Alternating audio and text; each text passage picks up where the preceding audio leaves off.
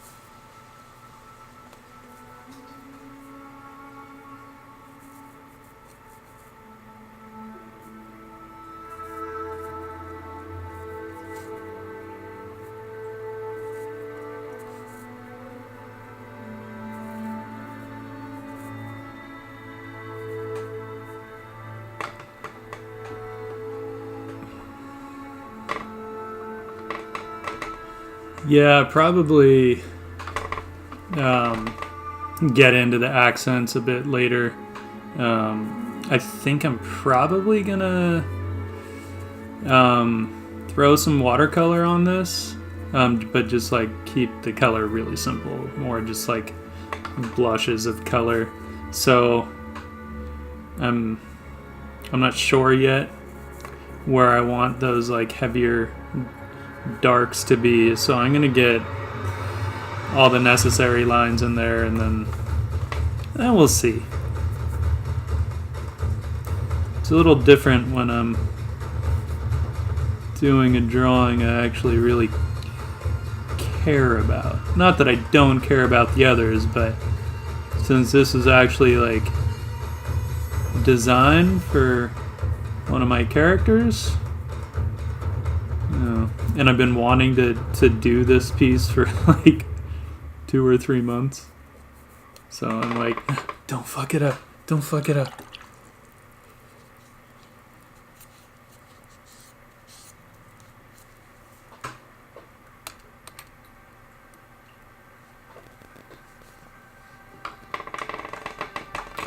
Hey, Eric. How you doing, man? And Autumn's here too. We're like all hanging out, sort of. But not really. It would be cooler if we were.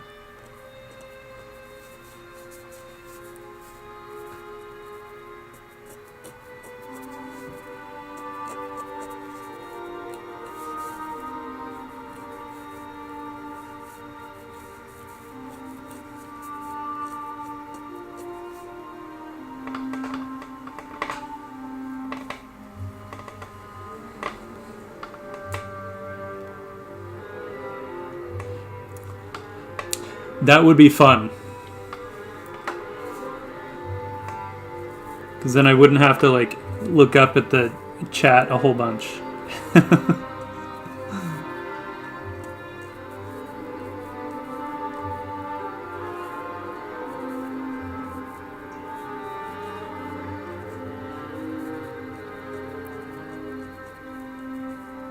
Man, I gotta say, this G-nib.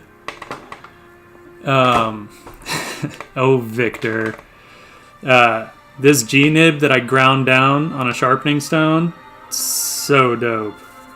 The lines are just so cool.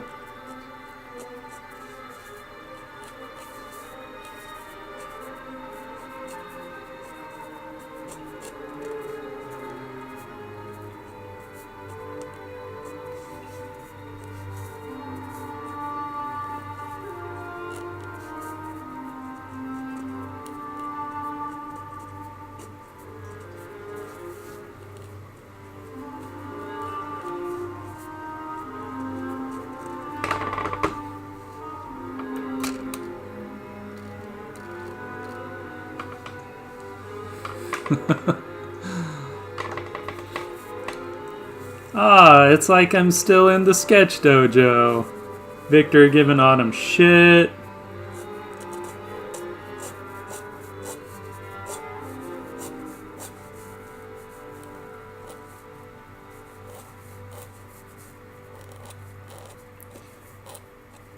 Victor, you start a Twitch channel and then you can talk.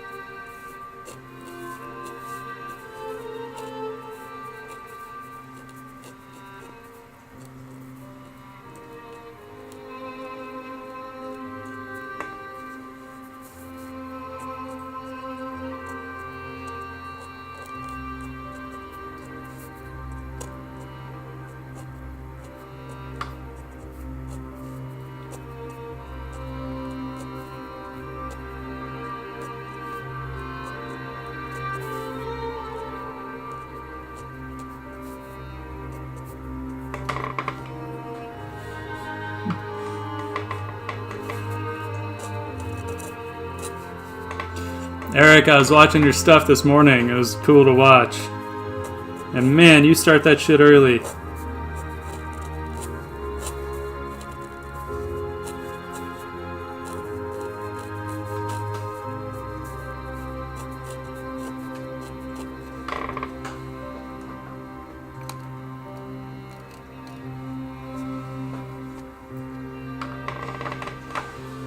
I am. It's sort of...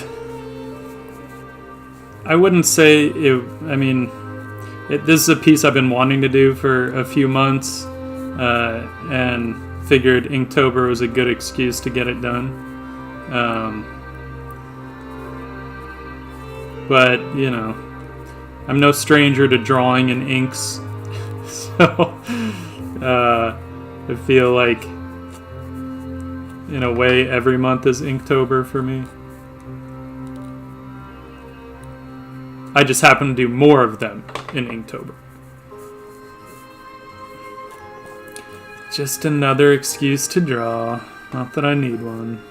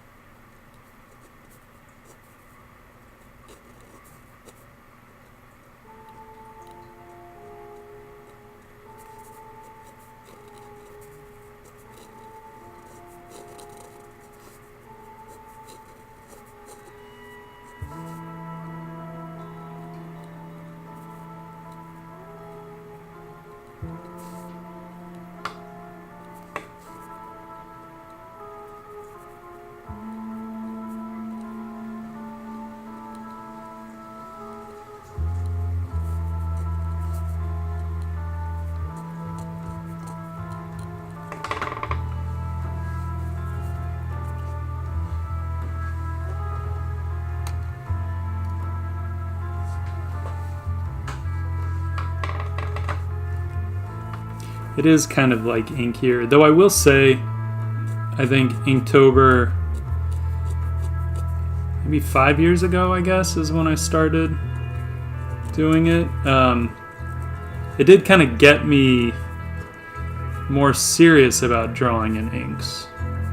It just, you know, thinking about them so heavily for a month just got me to really consider how I might tackle them. So, I'm grateful for it. Because, man, I used to actually hate inking. I did everything in pencil and left it that way. I was not a fan.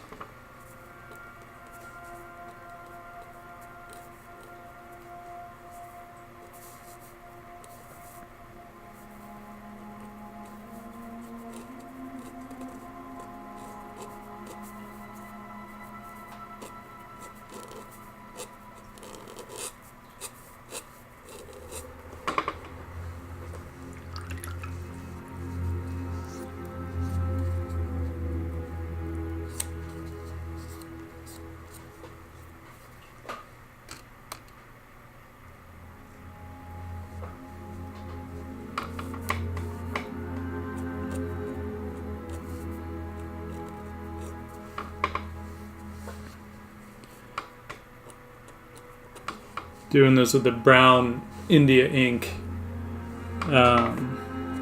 It's because I think I want to throw some little bit of light watercolor on it at some point, and I just feel like the brown plays better with that kind of stuff than black does.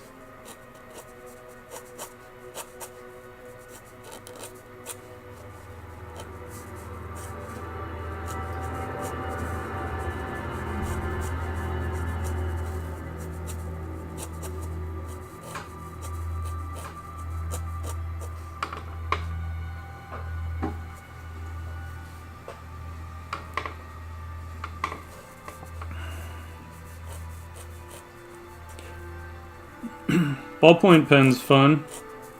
I mean, it, you know, kind of acts like a pencil in terms of the variety of values and all that stuff that you can get. You just can't erase it, but which I think is kind of the point. Not like the point of ballpoint pen, but the point of drawing with it. It's like a pencil, but you can't fuck up.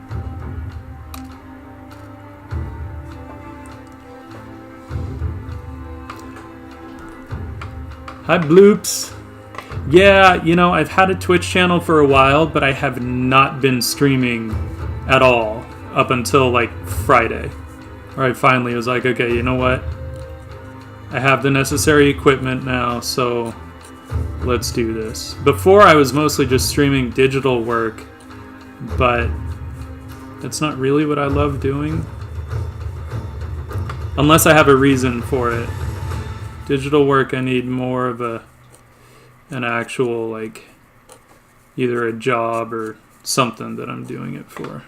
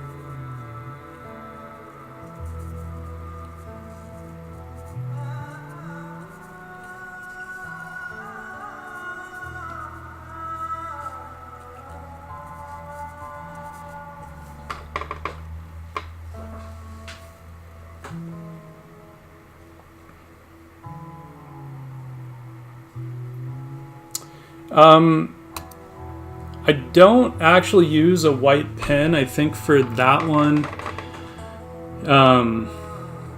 depending on which piece you're referring to, it was either using some of the bleed-proof white, which I actually would not recommend with the Black Star matte black. They did not play well together.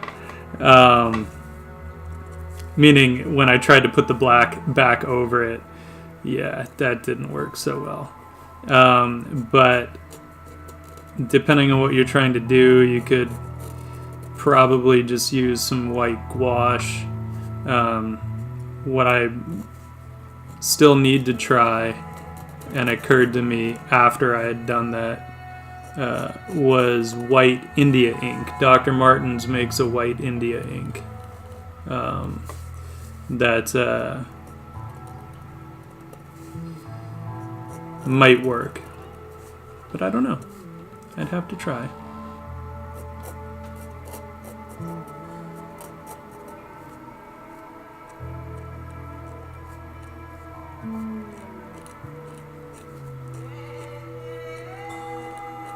Either that, or I just plan ahead and I just leave that spot white when I'm throwing down the black inks.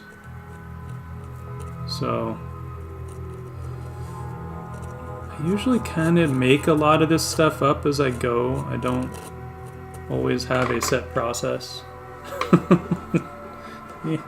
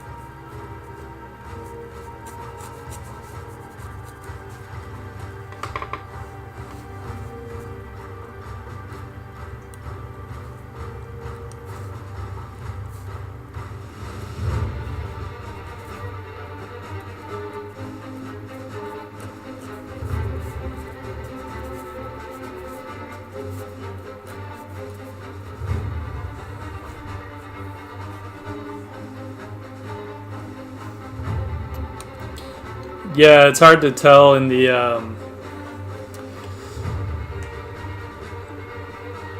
it's hard to tell in the time lapses, right? Like, condense it down into a minute, and it makes everything look a whole lot fucking easier than it actually is. How long it takes, it varies. I mean, you know, I'll still get this done. At least the drawing part. I think I spent about 20 minutes doing the rough sketch beforehand because I knew it was going to be really light and wouldn't show up too well on the camera, and I didn't think people would want to sit there and squint at the camera or squint at the screen trying to see it for like 20 minutes.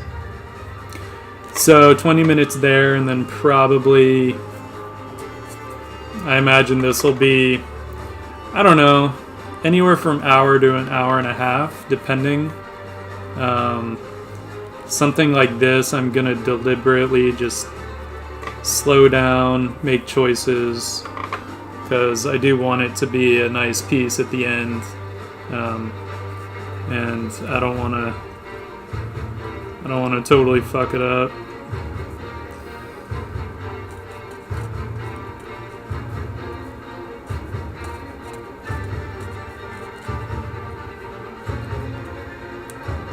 Especially because I don't tend to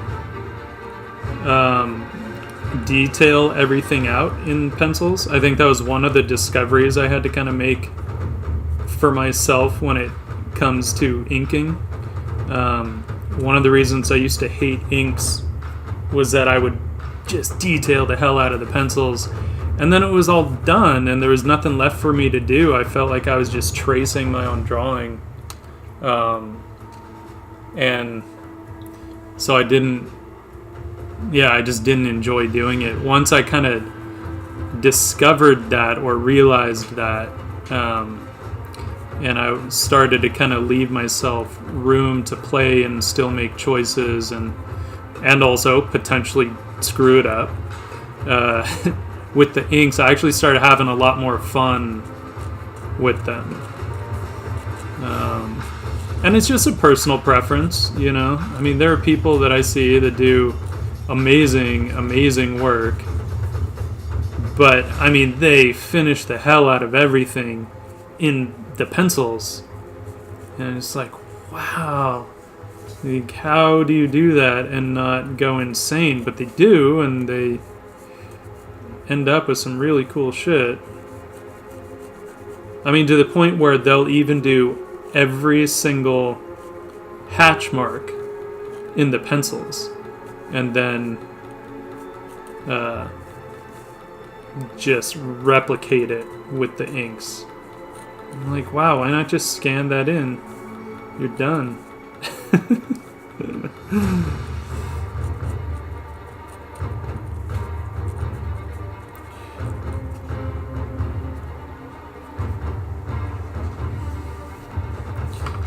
I guess we all kind of end up with our own sort of processes, right?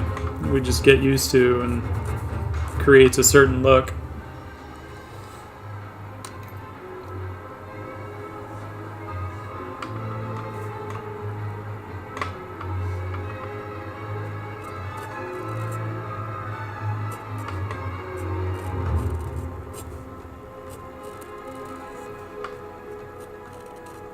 I figure since this is kind of, this story is, you know, based more on a medieval kind of society, is one of those things where I want a little more of a rough-hewn feel to the spear, right? They didn't have crazy machines to mill those things perfectly straight. They would have just had to find the straightest limb they could and carve it down and hope for the best.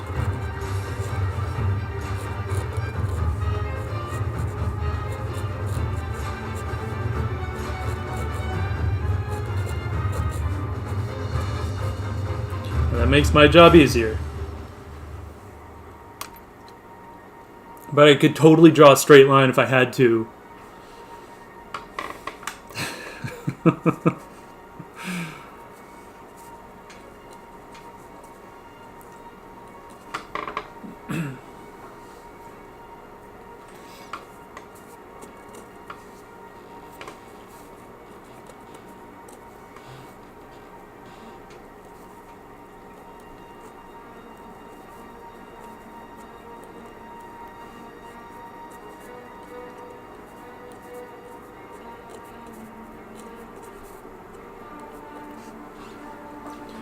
And if anyone missed it earlier, I'm drawing with a G nib right now, that I ground down on just like a normal Arkansas stone, like a sharpening stone. Just on the top, just kind of filed it down so I could get finer lines with it. And it was very effective.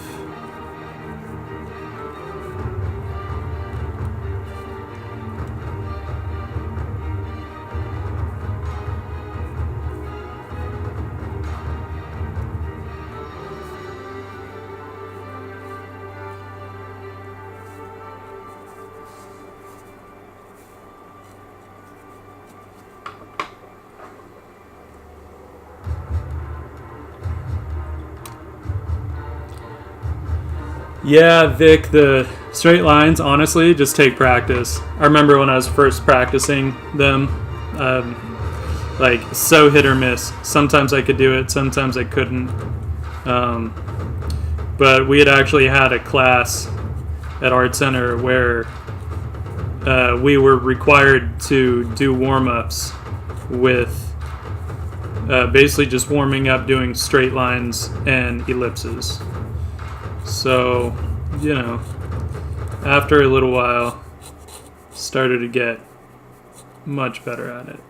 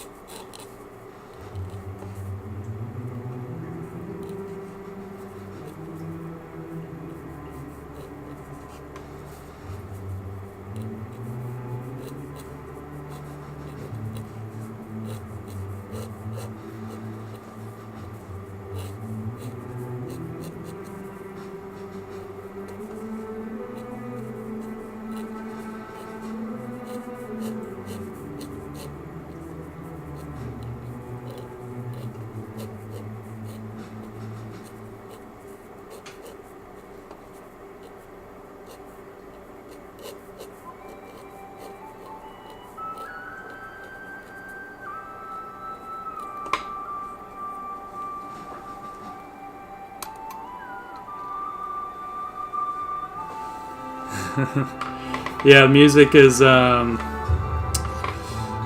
McCreary's soundtrack for Battlestar Galactica, and it is amazing.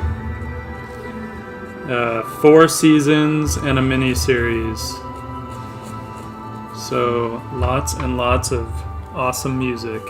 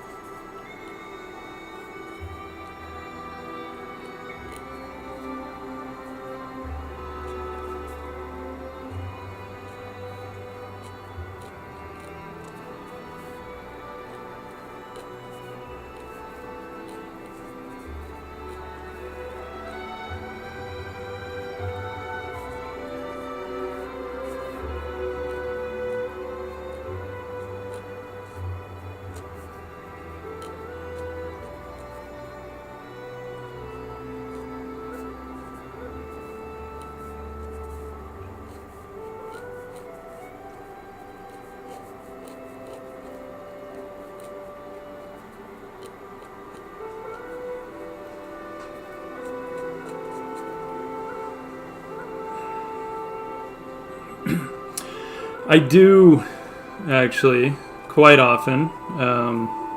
Helps me get in the mood. Get in the right mood for the drawing. And it's less distracting. I feel like if the music is like really discordant with what I'm drawing, then it just distracts me a little more. And sometimes it might not really be noticeable. I just realize that like I can't quite get into what I'm drawing as much as I should.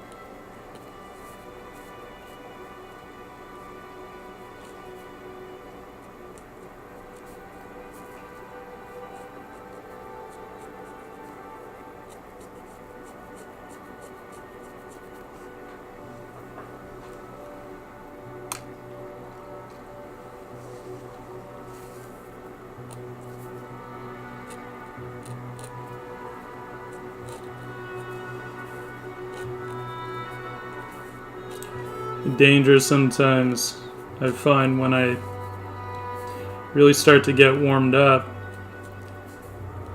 is I'll think, oh hey, now I can speed up, and you get into a rhythm, and then that's when you can really mess up your drawing. Which is funny because it should be all about rhythm, but the whole point is to vary that up, so you're not just doing the same mark over and over and over.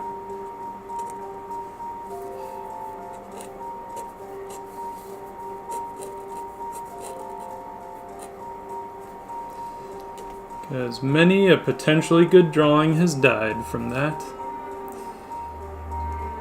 Such a shame.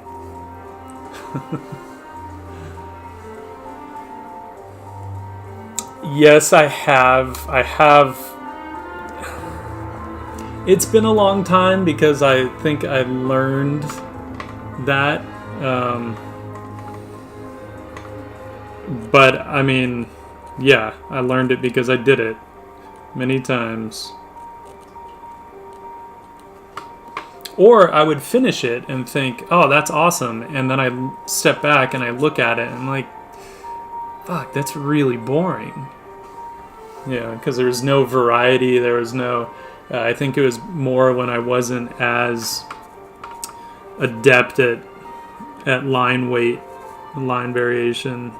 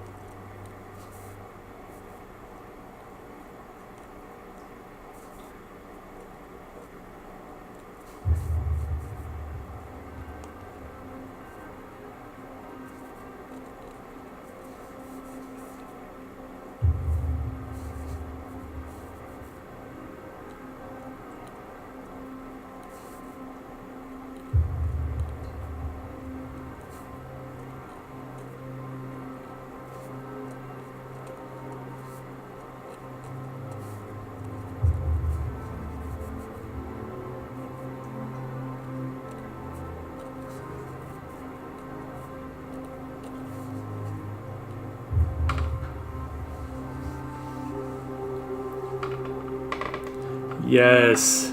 Oh, it's so painful when you smear the ink. Ugh. And your instant reaction is like, oh wait, I can fix it. I can... Fuck, there's no way to fix it. Ugh.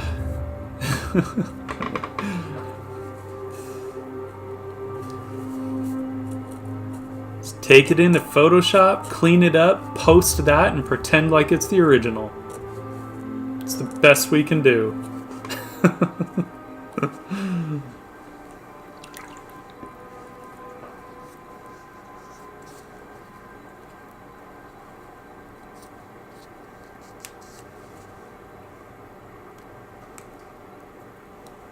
Every now and then, just gotta scrape off that ink. And since I'm using India ink and it's waterproof, so it'll dry and then can start to kind of gum up the nib a little bit.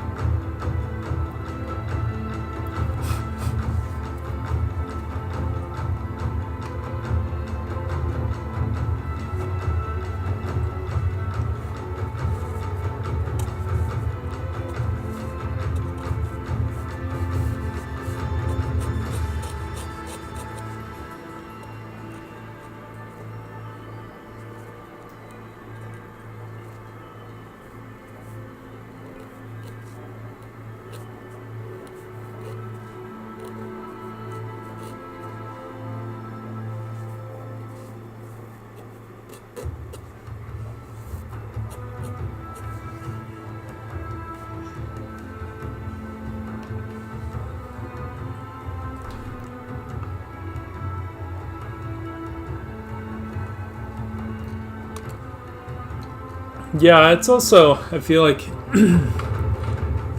it's not a bad practice to start over if you do happen to mess something up, just because one of the hardest things when you're first kind of getting into all of this, one of the hardest things to learn to do properly is start. You know, because how you start any image, drawing, painting, whatever, is pretty crucial.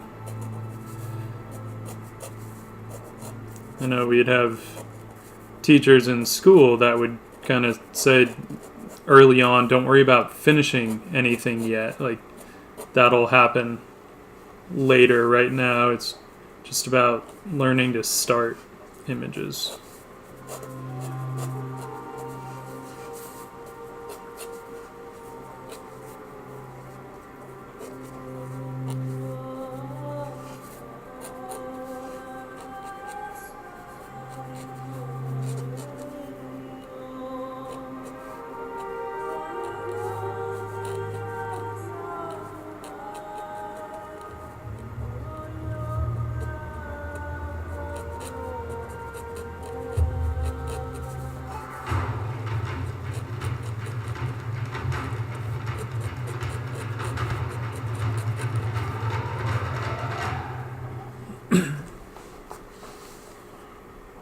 course, now at work, it's like all we do is start images, right?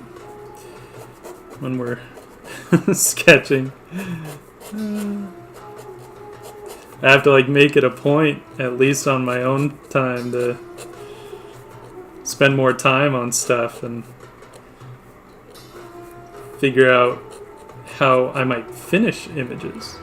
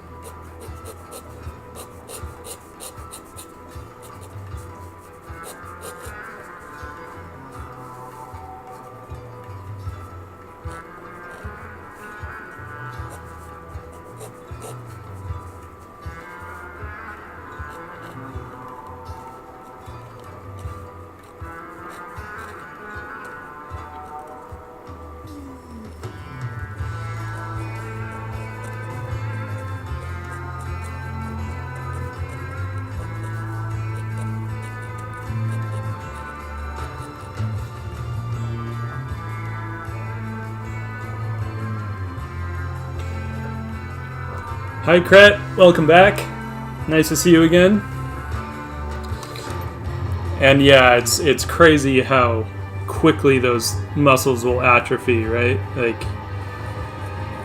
I mean, there are things when I think back on, like, oh, I used to do that all the time when I wasn't nearly as good of an artist, and yet I was better at some of that stuff than I am now.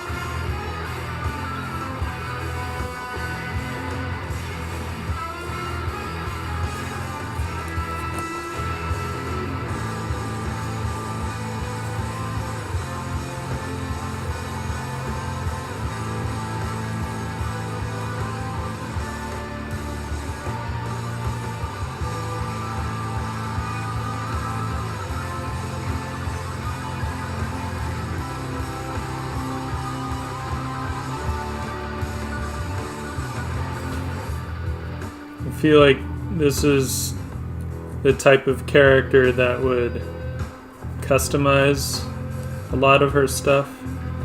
She is artistically inclined, and you know, she's not poor or anything, but she's not wealthy. I feel like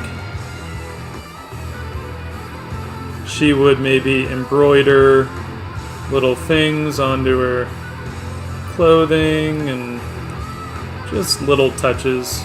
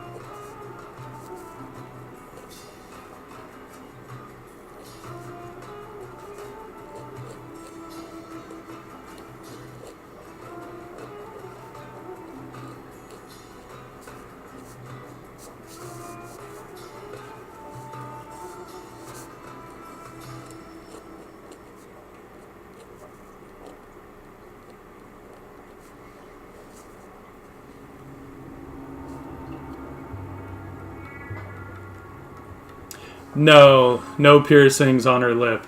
I know it's probably a little more difficult to see in the stream there. It's just very light lines for shading because I might throw some watercolor on this at some point. That'll do kind of the rest of the work in the shading department.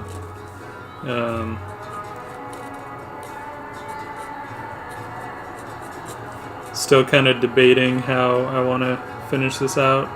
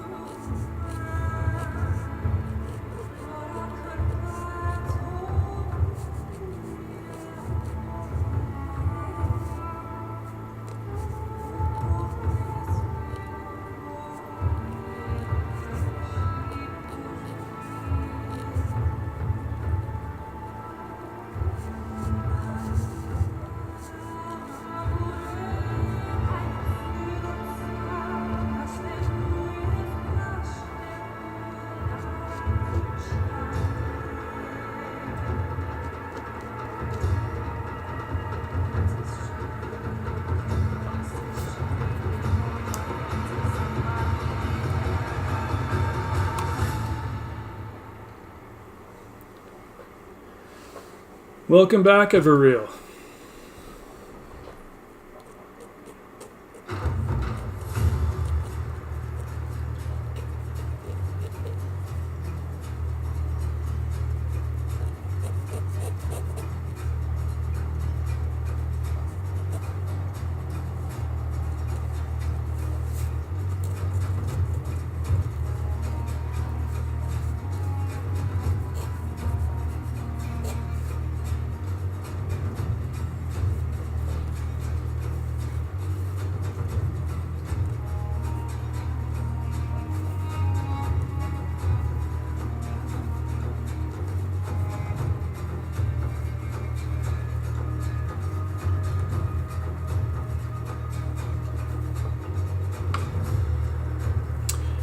I do like to read fantasy novels. I'm just rather picky about them. Sorry, some fibers got cut in the nib and it's making the marks heavier than I wanted. But yeah, I actually love reading fantasy novels.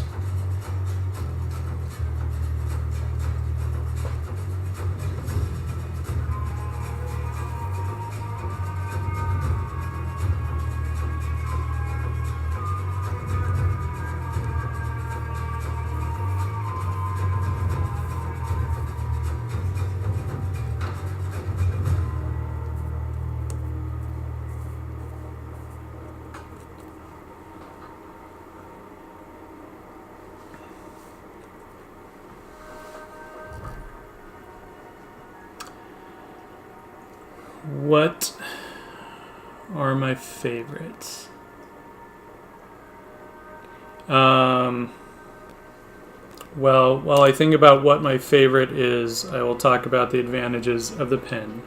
A dip pen, I can use India ink. Can't do that with a fountain pen. Though, yes, I could put some of the platinum carbon ink in a fountain pen. And I know a lot of people claim that it's waterproof. I would classify platinum carbon as water resistant. Like, it can take some water, but I can't do what I can with India ink. And because I want to throw some watercolor over the top of this, I want to make sure that that ink is not going anywhere. Because water resistant can take some water, but not as much as I would want to put on this. So that's when I switched to a classic steel nib. But I did have to grind this tip on an Arkansas stone for a couple minutes to get it to act more like my fountain pen. Because I absolutely love the nib on my fountain pen, just from the variety of line that I can get with it.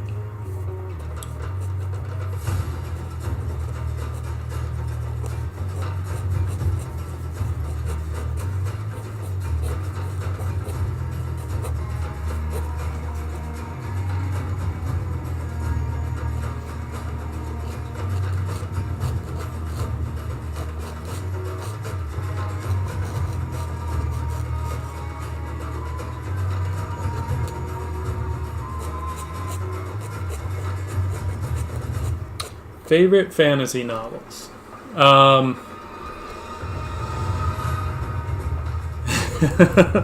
Yes, Autumn, I do love The Wheel of Time.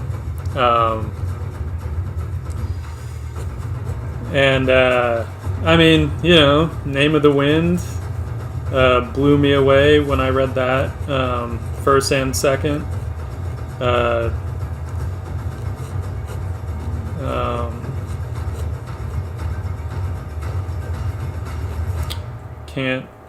Can't really argue. Lord of the Rings, right?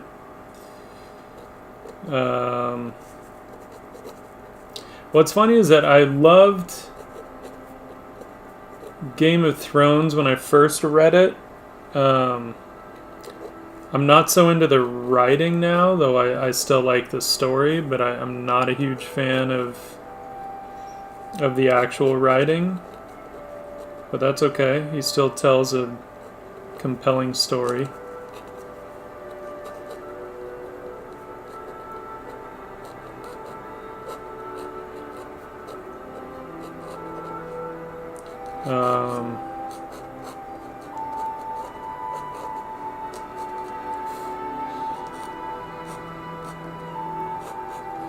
And I just finished recently the third book.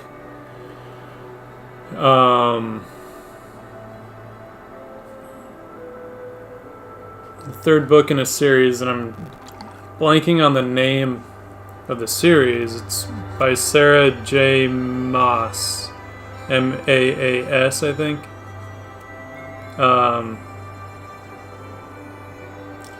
And it's like the court of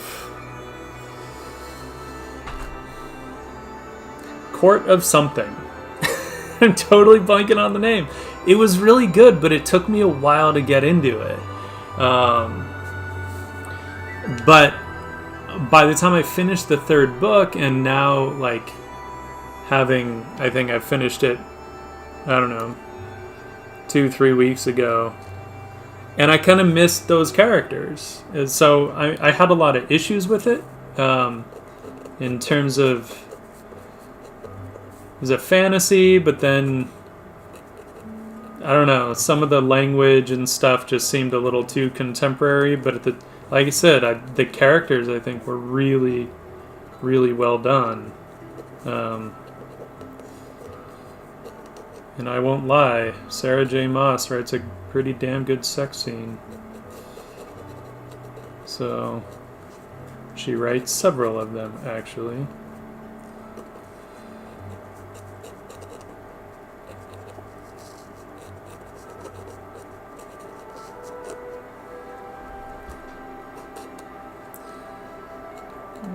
keep this kind of vignetted, I think.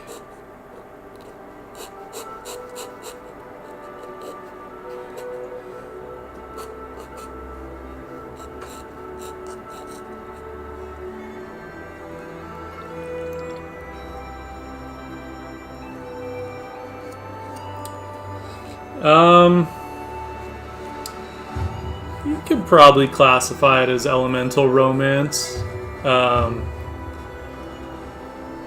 I mean, it's interesting because it's based on, I think, a lot of the Irish folklore where the fairies, the realm of fairies, they all have different seasonal courts. They come from different seasonal courts. So she really plays off of that. And I have to say there's a lot of really good stuff in there, but it did take me a bit to get into it because, one, I'm not nearly as familiar with female authors. They tend to they focus on very different things in their stories, and things that are like, they don't get as into the strict magic systems and things like that, but their characters are really good. Everreal, yes, I'm using a hot press. It's a Saunders Waterford hot press. I'd gotten some beautiful big sheets of it. I just took it down to a quarter sheet for this because I didn't have anything that was big enough that could take the watercolor well enough. And then I remembered I had these beautiful sheets of watercolor paper. So, yeah, it's a hot press, so it's smooth, but it catches that nib in a pretty nice way.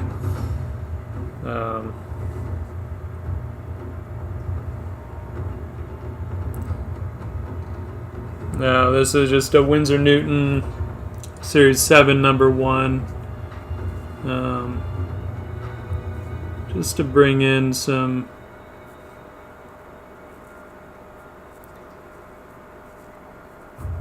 bit of accents and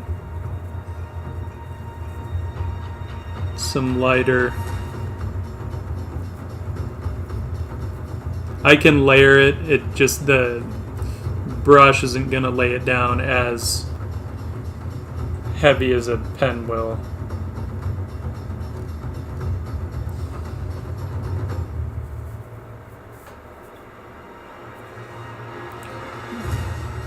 But this can at least act as some accents for when I do some watercolor.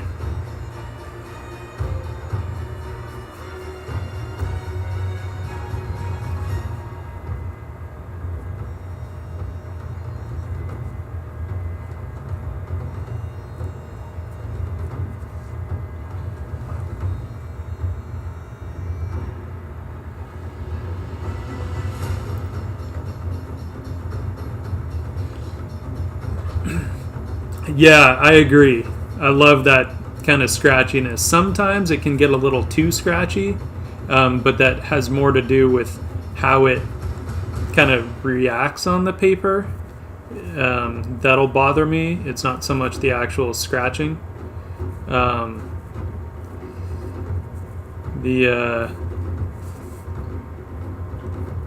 Lennart Principal nib, this one here, super scratchy, but I mean has amazing flexibility to it. Like, it's really nice, but you have to be careful on a more textured paper because it can catch that paper pretty quick and tear it up. So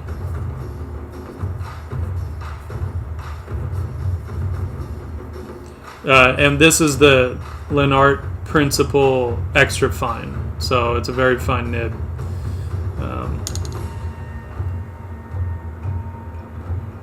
Which is not what I was using. I was using a G nib, ground down to get finer lines. This is the Lennart Principal Extra Fine that I also ground down, just because I was curious. Didn't really need it though. Didn't need to be ground down, I mean. And then this is a deleter mapping nib, which I haven't needed to use once I ground down that G nib, so oh well. I'm sure I'll use it eventually. Maybe.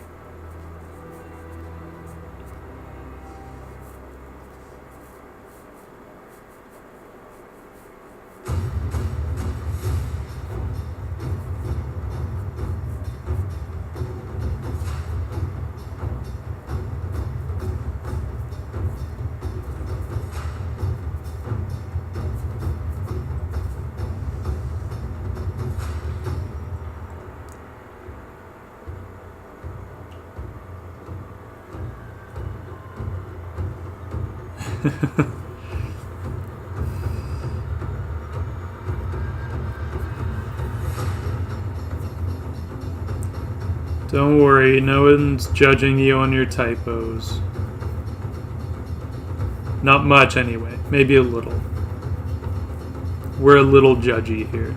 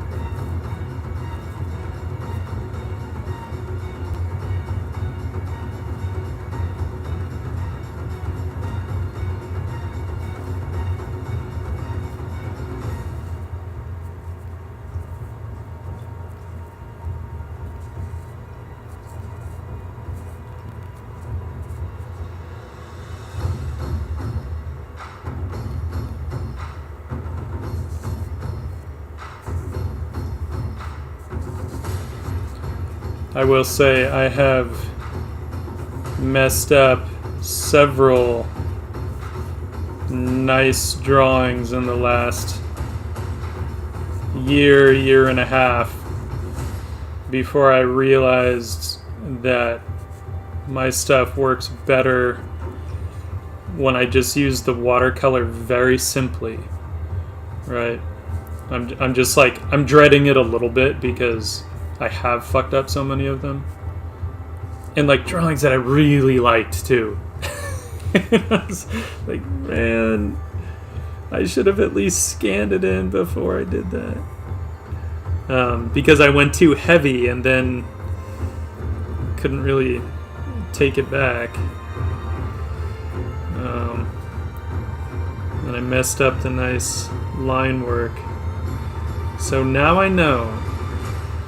And I prefer to use them more like I would use marker. I just like the look of watercolor. Should have had a scratch sheet of paper to test. There we go.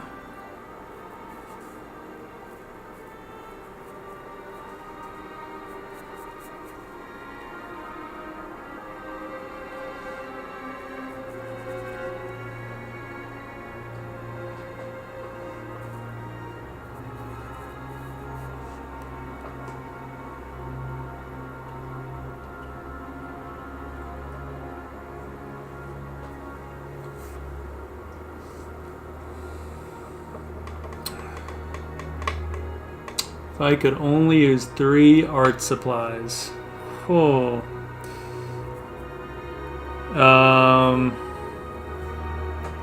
I mean, if I'm gonna cheat a little bit on that, I would say a brush, watercolor, and pen and ink. Can pen and ink be one? Because they kind of go hand in hand. Um, yeah.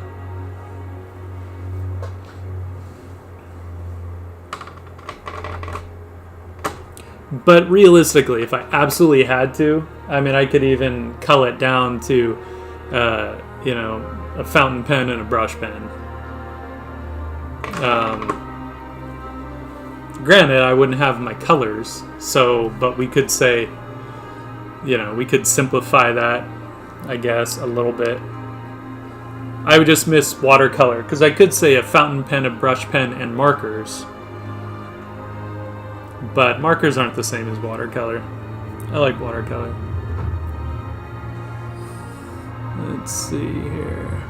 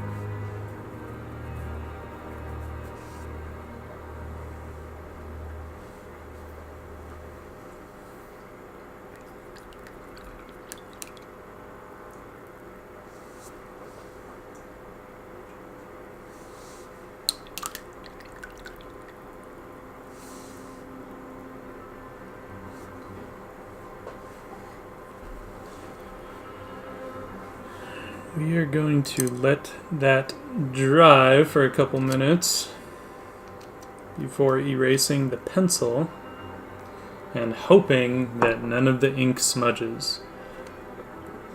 Meanwhile, I will clean out the water. BRB.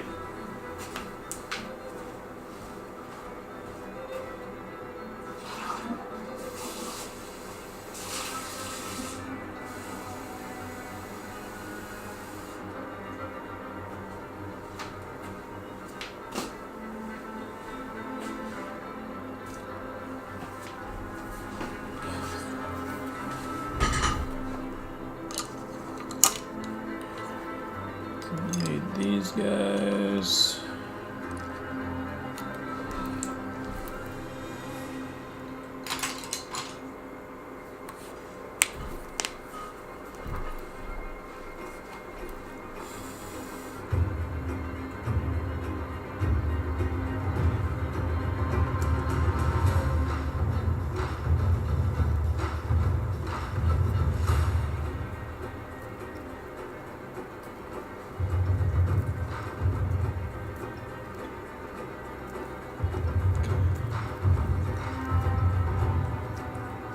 Good way to test is to try it on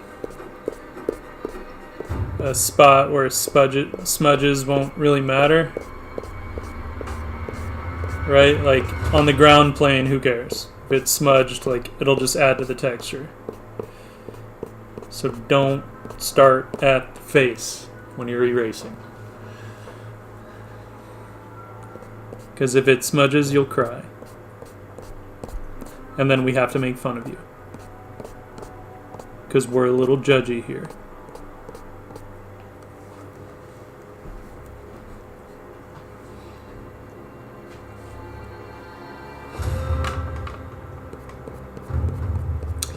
Gouache is fun.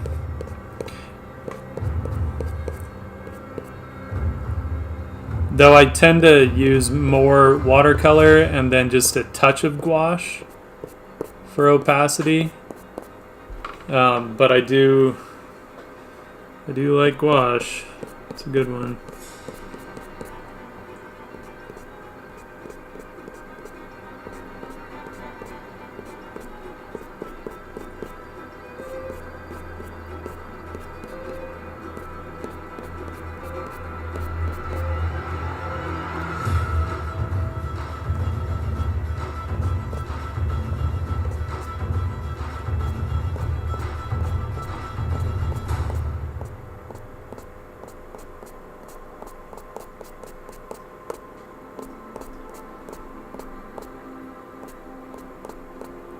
Yay, no smudges.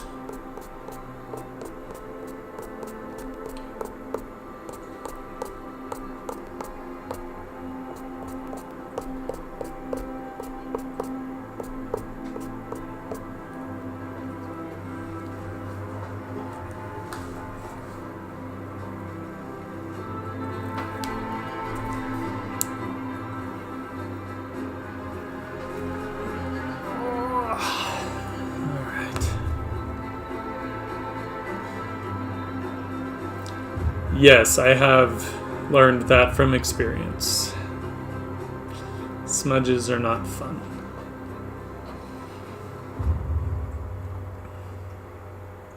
Feel like I'm gonna have to come back in at the end, correct a little bit of what's happening there because it's bugging me, but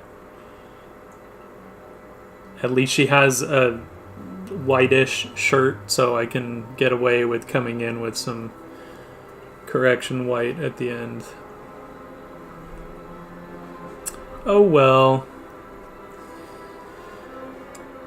Let's see. Let's get some watercolor going.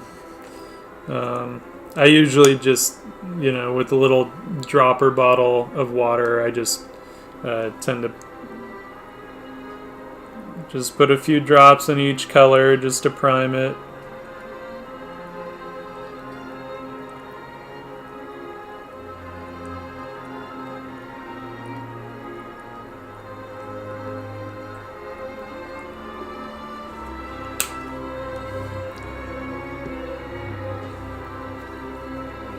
Yeah, no, I do love that look of gouache. It's hard to beat. I know people use acrylics because they're a little easier, but gouache it has such a great look to it.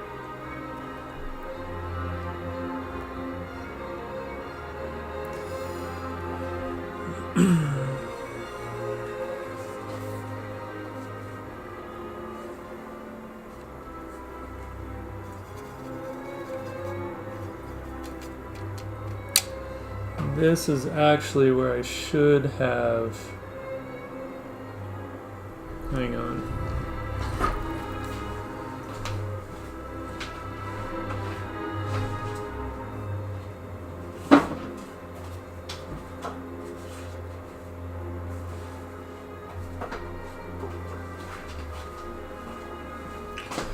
Always good to have a little test sheet of paper.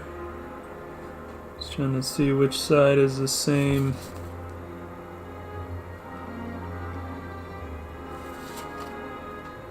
This one.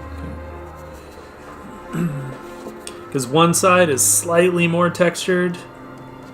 So I just wanted to make sure that I was on the same side as this sheet.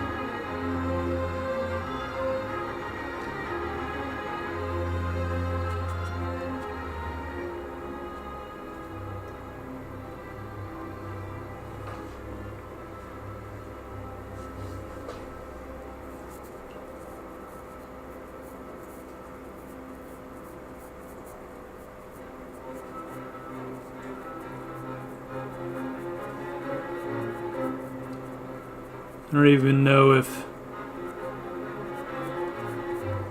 some of this will show up on the stream, to be honest.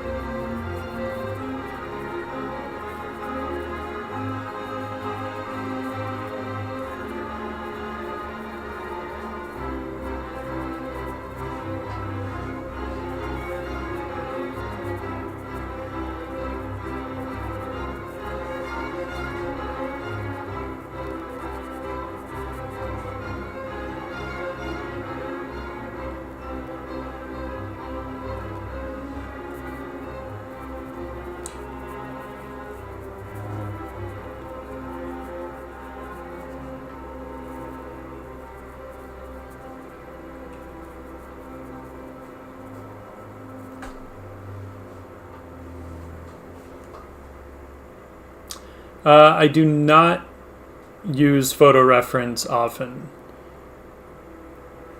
Thanks, Tin Star Baby. I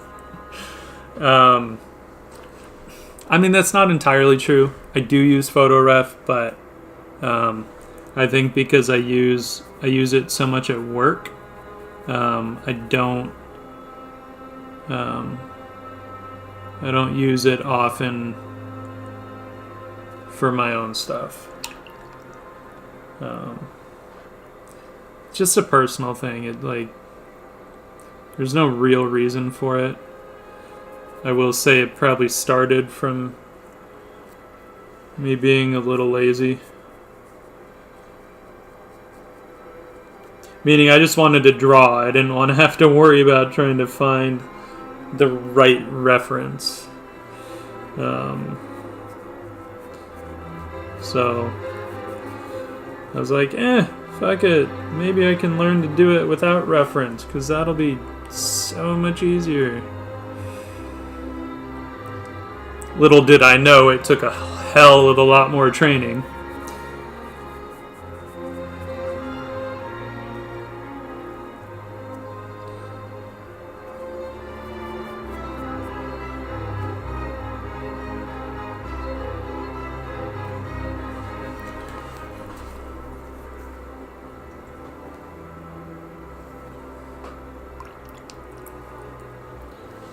Cool, I'm glad. It's hard to see because I'm streaming out of game capture, and the picture is a bit more clear than it is by the time it hits Twitch. So it takes more training to draw out of your head accurately, right? I mean, you can jump into something a lot quicker if you just shoot some photo reference and start drawing. But if you're gonna make it up and you don't want it to look wrong, it takes time to get to that level.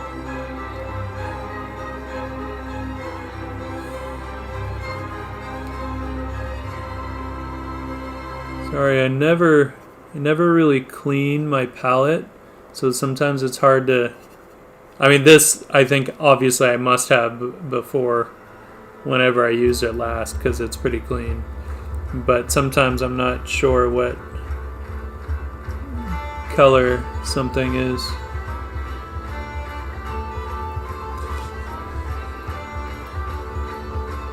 Just wanted a more natural lip color.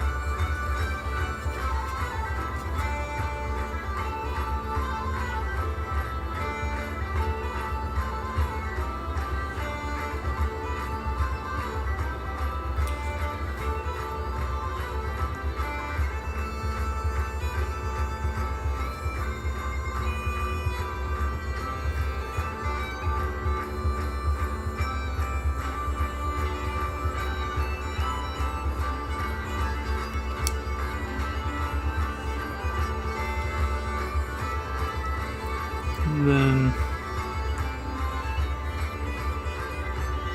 I'll have to correct or add a couple little marks in there, but I'll wait till the end just so she doesn't end up looking cross-eyed.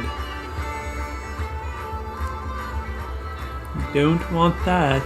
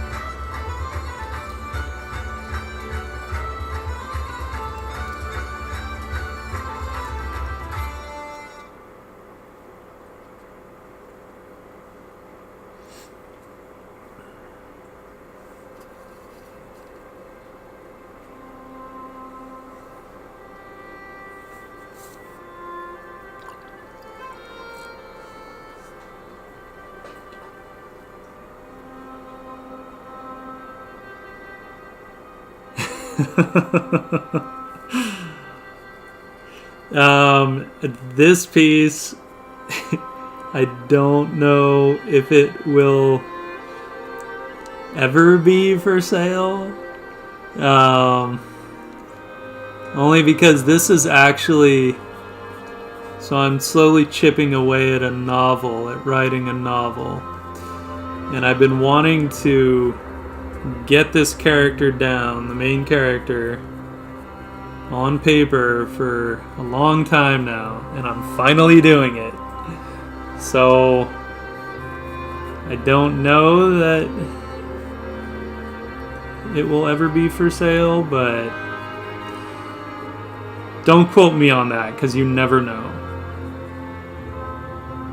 And that's also assuming that I don't fuck it up sometime between now and the end.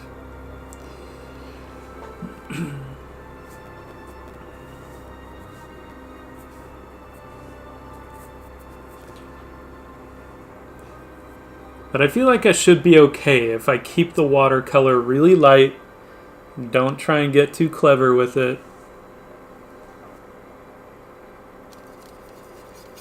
Just using it more as like color accents rather than really trying to render with it.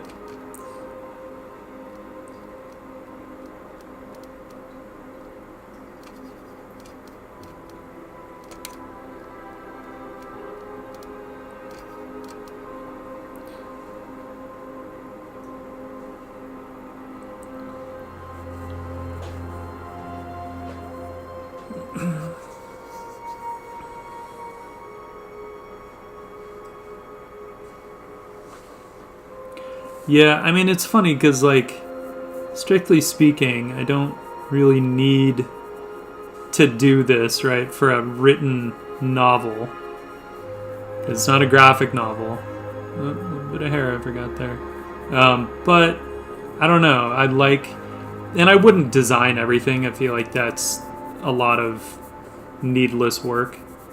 But I do like having a little bit of a visual for maybe at least the couple main characters.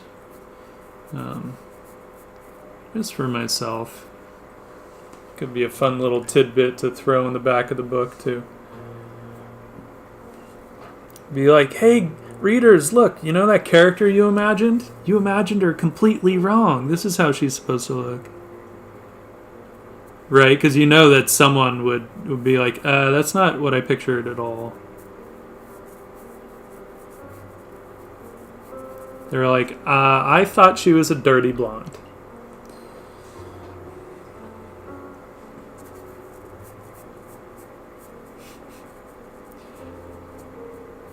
Nope. Redheads for days. What are you gonna do?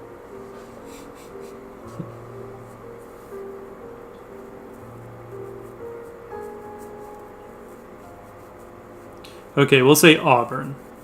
Auburn hair.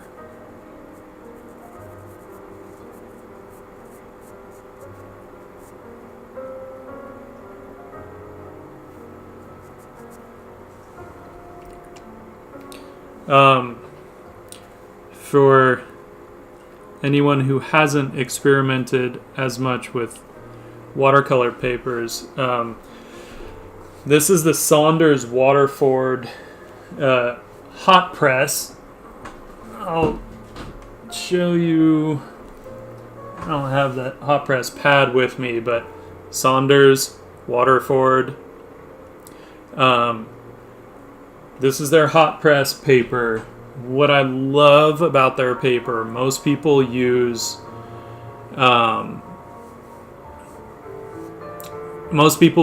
Arches watercolor paper because it's what we can get at most art stores. Saunders, the watercolor, the paint doesn't dry as fast, which is awesome. It gives you a little bit of time to lay some color down, mix up some more color if you want, and still be able to blend even if you're working thin. It has a really nice way of kind of just sitting in the paper without drying immediately. And on top of that, now I haven't tested it out yet on their loose sheets, but supposedly their watercolor paper is designed to dry flat. So it'll warp a bit as you're painting, but then it's supposed to dry flat again. Like I said, I haven't totally tested that out, so I don't know. And I'm not throwing enough water and paint on this to really even worry about that. I'd have to really be going to town on it to worry about it warping on me.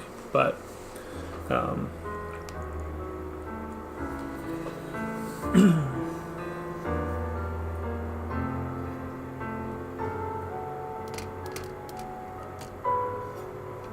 yep.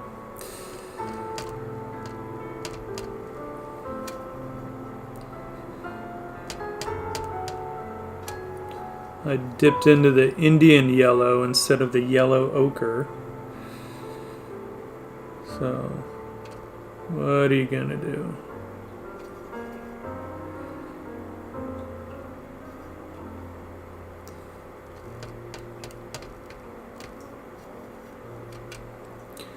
If anyone wants to know my color palette, I'm using Daniel Smith watercolors with one exception, which is this one. This is a permanent alizarin crimson, which I don't think they actually make. So this is a Holbein alizarin crimson watercolor. Then I'm totally not going to remember every color, I don't think. Azo yellow, Hansa yellow deep, alizarin crimson. I believe this is a Cad red light, French ultramarine, cobalt blue. I think this is manganese blue, but it could be cerulean. I think it's manganese.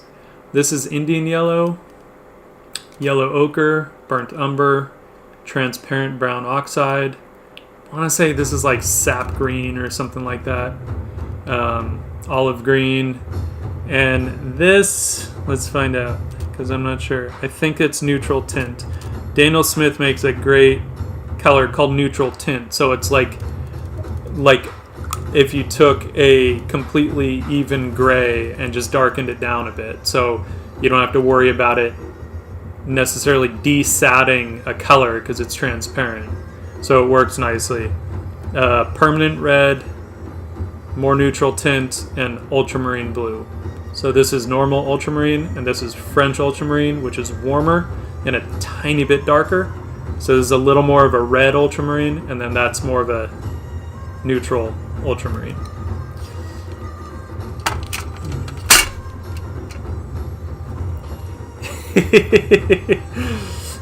I was very careful with it. But yes, that occurred to me. But I was already doing it. I was committed. There was no turning back.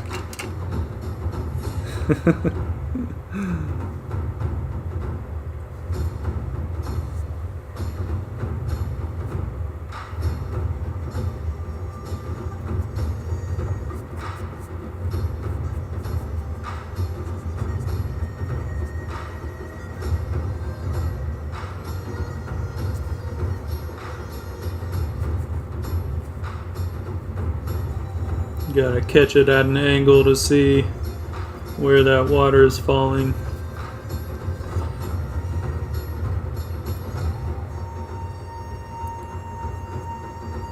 I actually want that darker.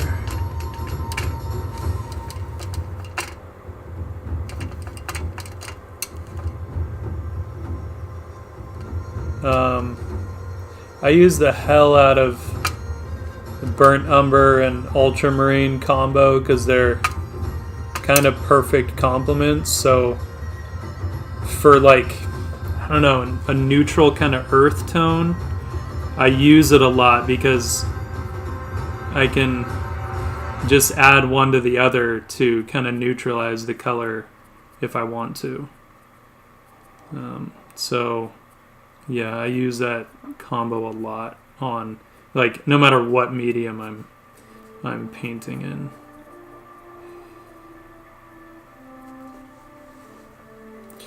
Let's use this guy.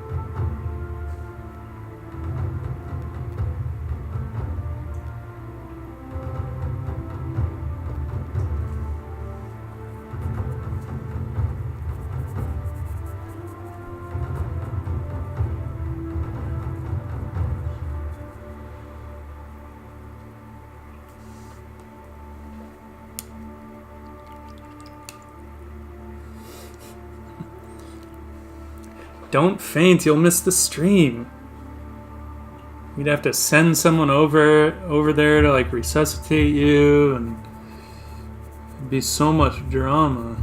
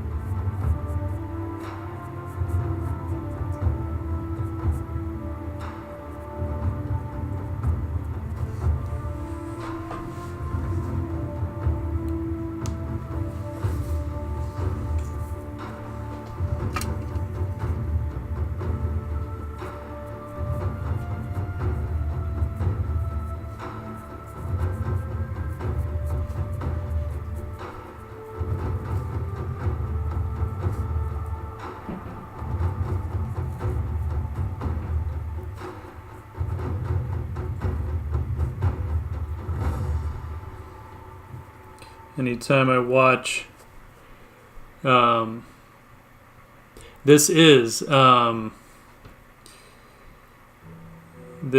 my first finished piece of this character. And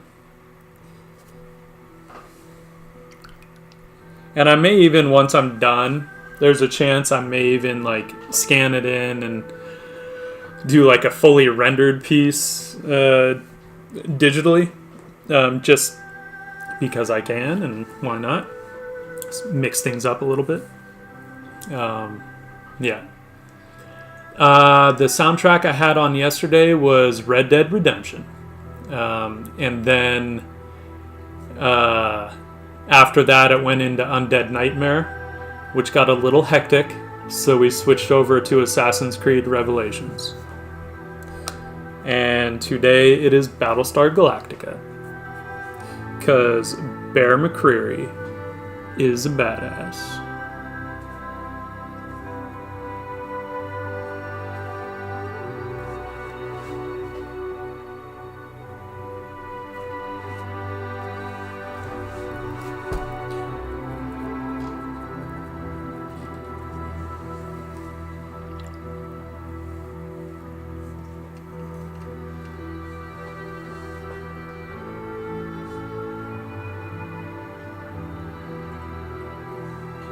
Yeah, if I end up doing the digital rendering of it, I'll definitely share it with folks. It's funny, even though like she has several pieces that are leather, I don't like to make it all like the same color leather, right? Because back in the day it would have all been hand done and hand treated and not a perfect process. And being such a natural process, you'd have such a variety in the outcome. So, trying to think of how I want to shift some of the other pieces.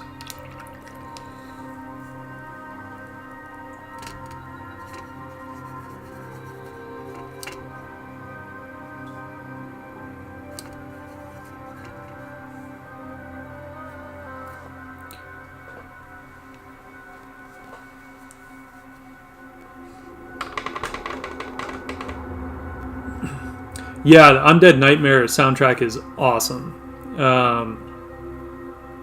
It's, you know, it's just like the horror version of Red Dead Redemption.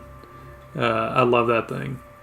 But sometimes if I'm just wanting to like kind of chill out and focus, it gets a little hectic.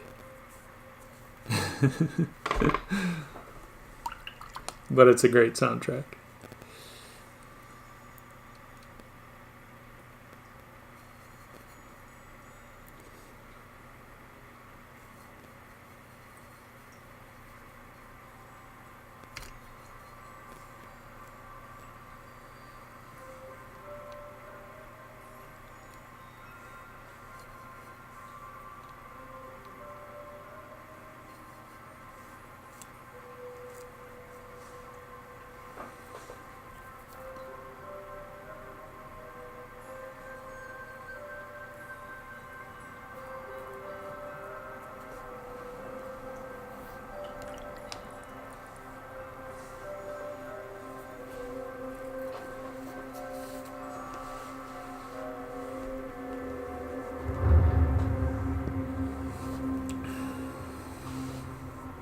Well then, that soundtrack is perfect for you.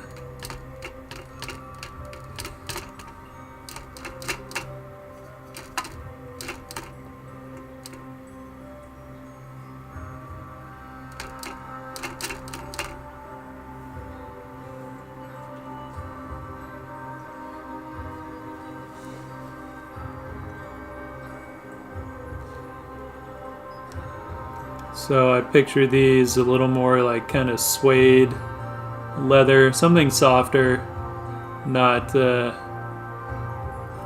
as glossy as that, and maybe a little more kind of natural leather color.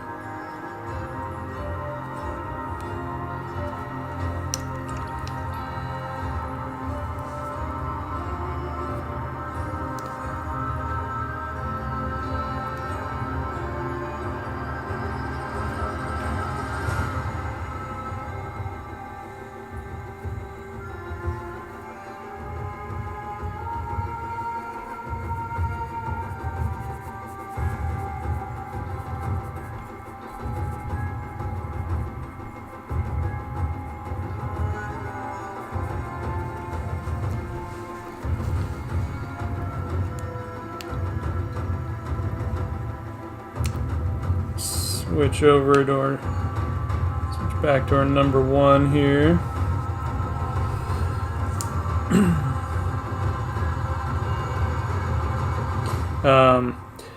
Sometimes something like this might be where I might use reference at times for if I'm looking at like metal and stuff like that, if I want to get really specific with it. But at the same time, I like to kind of challenge myself too, to see if I can figure it out from memory. You know, usually something better left to digital where you can take it back if you fuck it up, but whatever. I'm gonna live on the edge. Nah, it won't be that bad. Generally, you're okay with metal as long as you get something that reads as like specular highlight, and you'll be okay.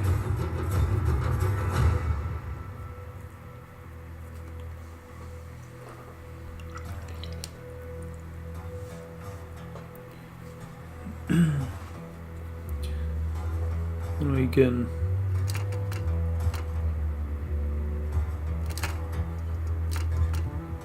let that stuff dry a little bit, and can also bring in a little bit of color modulation to help sell it a little more.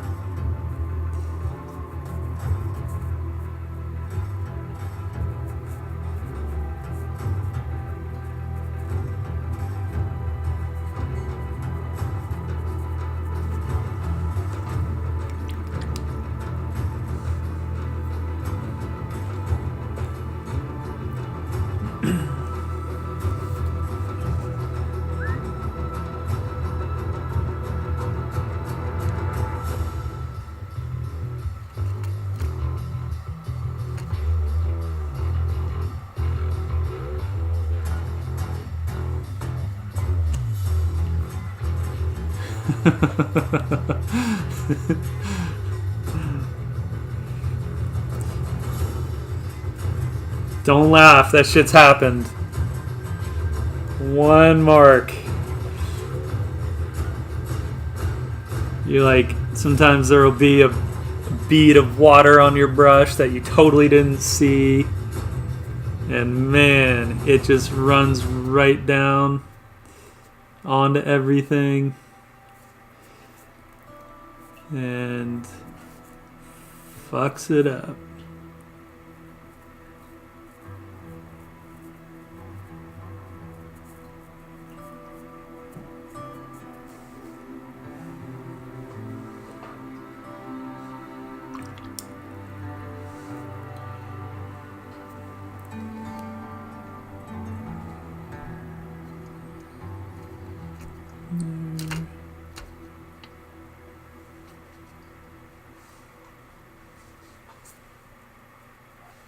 Like that. Ooh.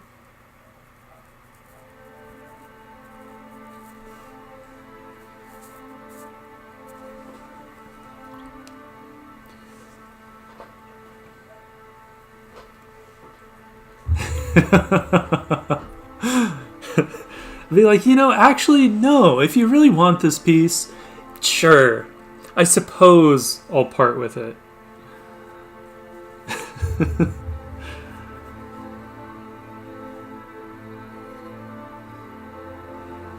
like, dude, that Daniel guy's kind of a dick.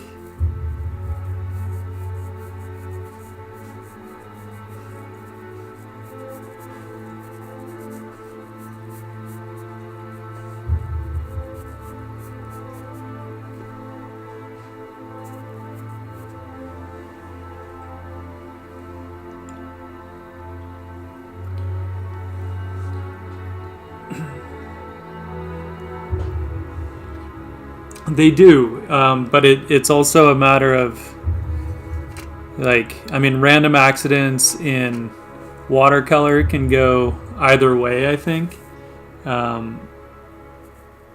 Sometimes, I think if you allow room for them, then they can be really awesome. It's just... I wanted some cool, because I'll come in with either a white gouache or just a bleed proof white and dab some stuff back in there, but for some little highlights.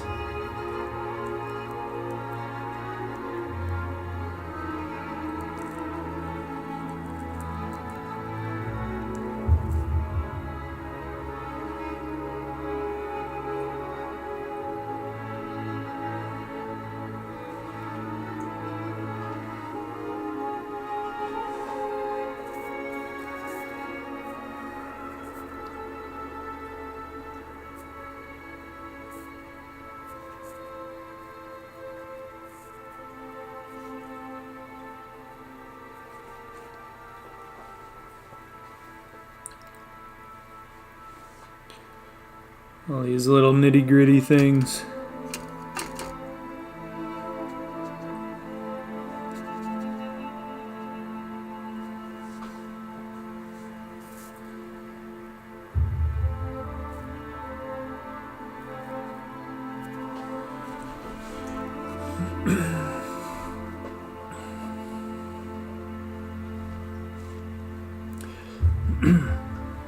Yeah, I agree.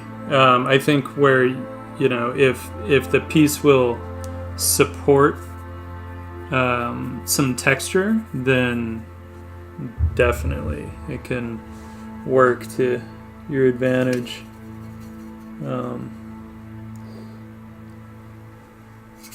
And then other times might not work so well.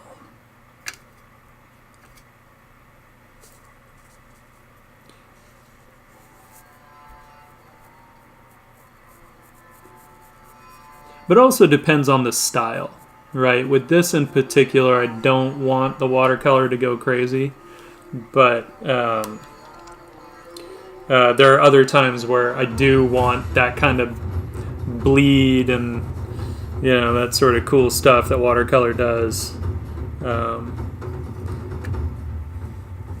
But not always.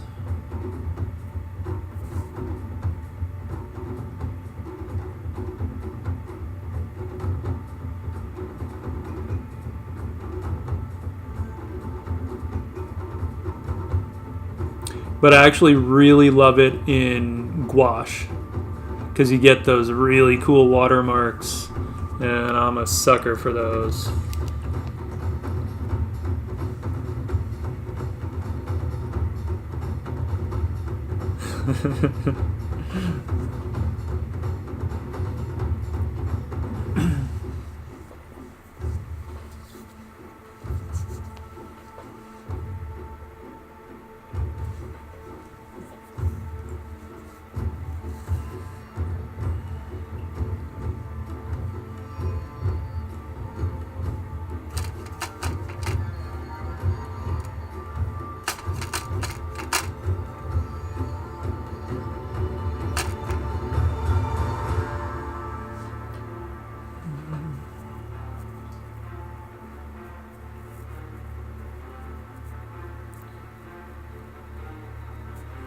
Feel like it'd be fun to get in digitally in some of this stuff and just kind of go to town on it. Little feather earrings and all that stuff.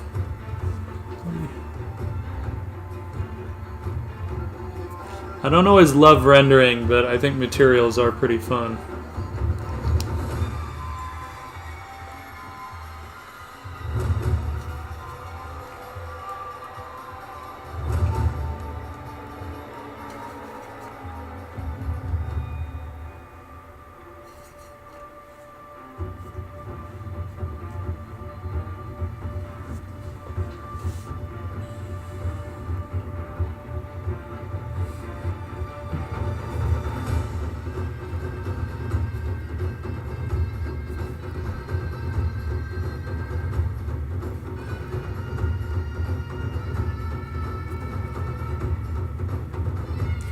Yeah, she probably won't be leaving my clutches anytime soon.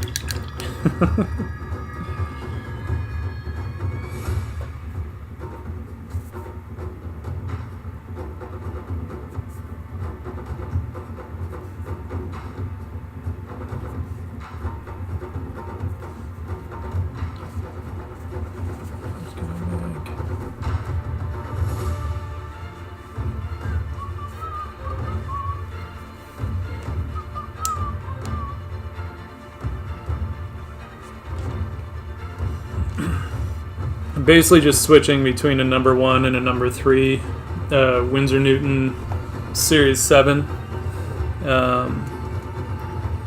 depending on how much space or how little space I want to cover.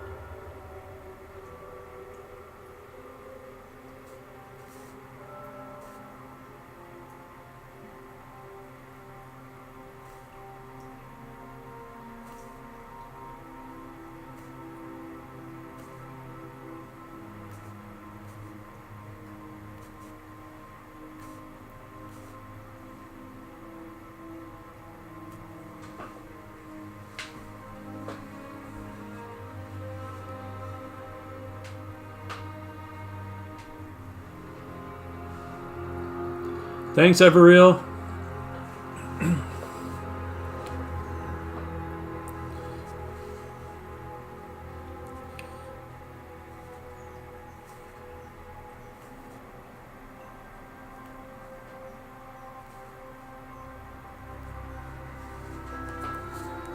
Yeah, Autumn, I feel you on the indication. Um, I love that stuff too. Once in a while, though, it's just fun to see what you can render. You know, you've done it.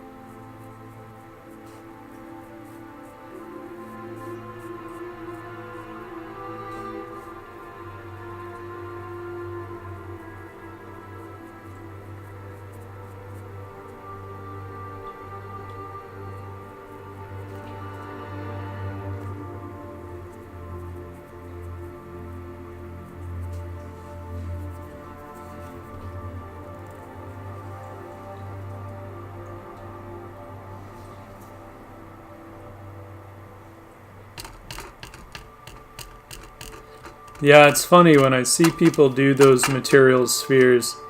I think like, that'd be fun.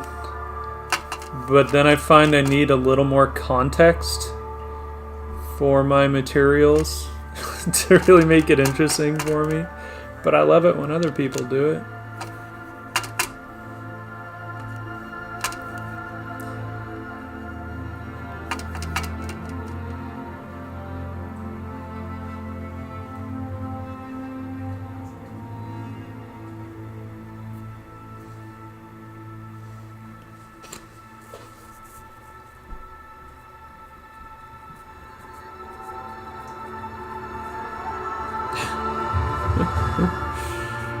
This happens to me sometimes, where I'll take all this time to like mix up a color. Not that like 30 seconds was all this time, but I do it, and it's basically almost the exact same color as the India ink that I was using.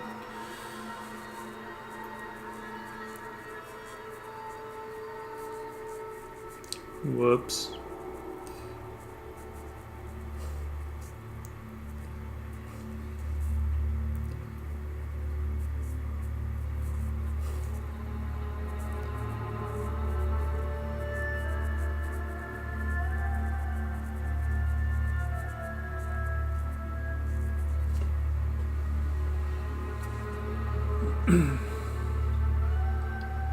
Yeah, I do it. It's funny. I never used to put burnt sienna on my palette in oils for whatever reason. I don't know why. I just didn't until I got so sick of mixing that color up so many times, not intending to, just knowing like, oh, this is the color I need. I'd mix it up and I'd look at it, I'd be like, it's just fucking burnt sienna, like one of the cheapest colors you could buy. Finally, I just broke down and put it on my palette because I was like, I am done mixing this color up accidentally all the time.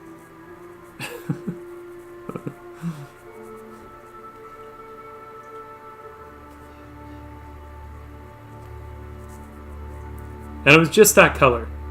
never really happened with any other color.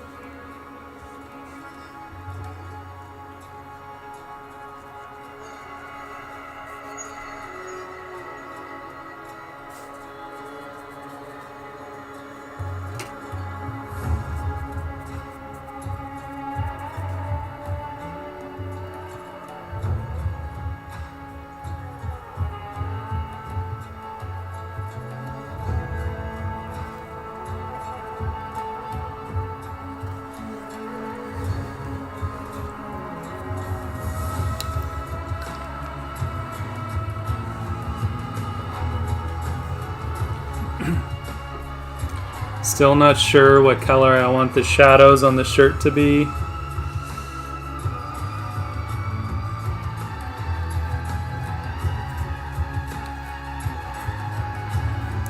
So I want the shirt to be white. You can go.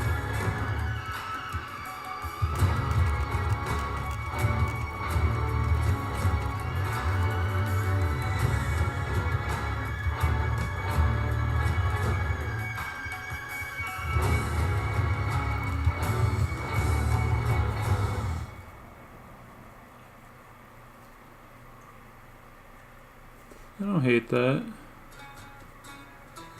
I ain't mad at it. Of course, even if I was, couldn't do anything about it, it's there. But I actually like it. That works out well. Nice kind of cool contrast to all the warm.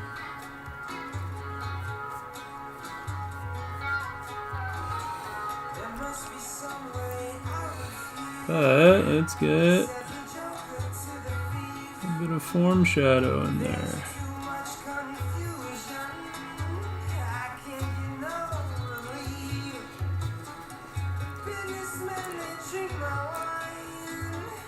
It's like the simplest way to render yourself some cloth. Form shadow, cast shadow. Form shadow, cast shadow.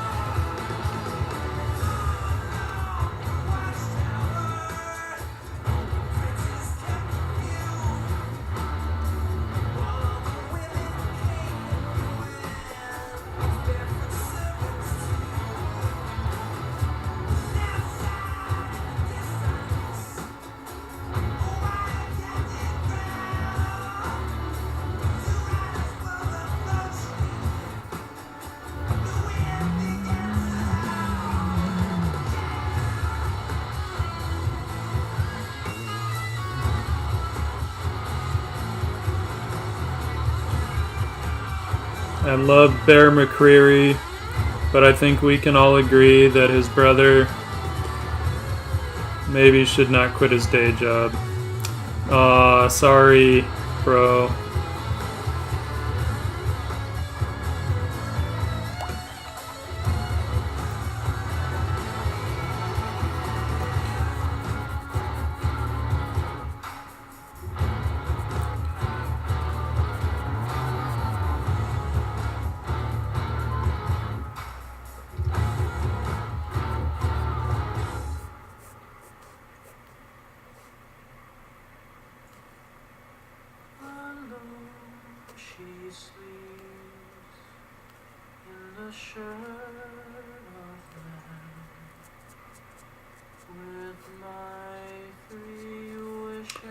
Lieutenant Gaeta, however,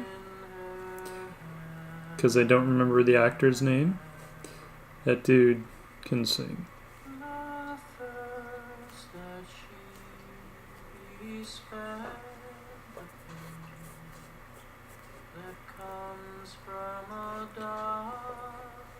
Especially after getting his leg amputated.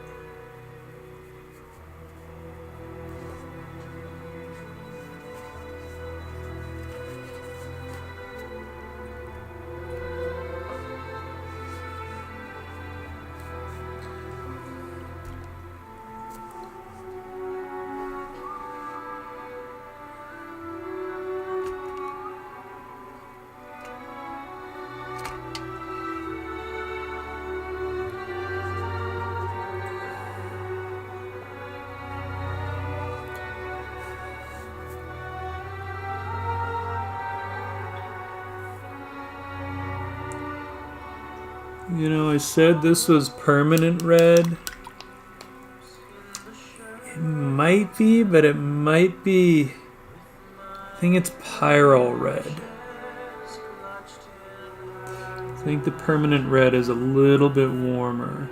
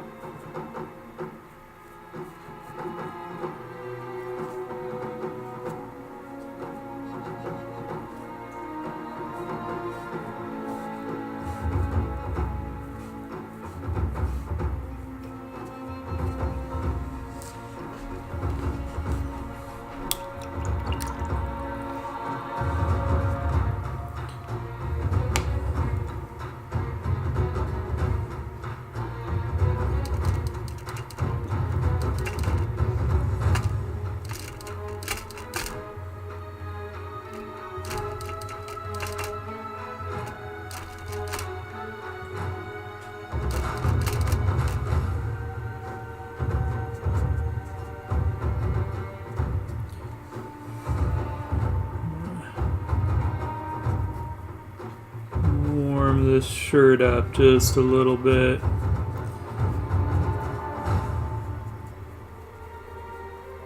Because back in the day, I don't think they had bleach. So you would have had a more natural cotton or linen or whatever the hell. That's better.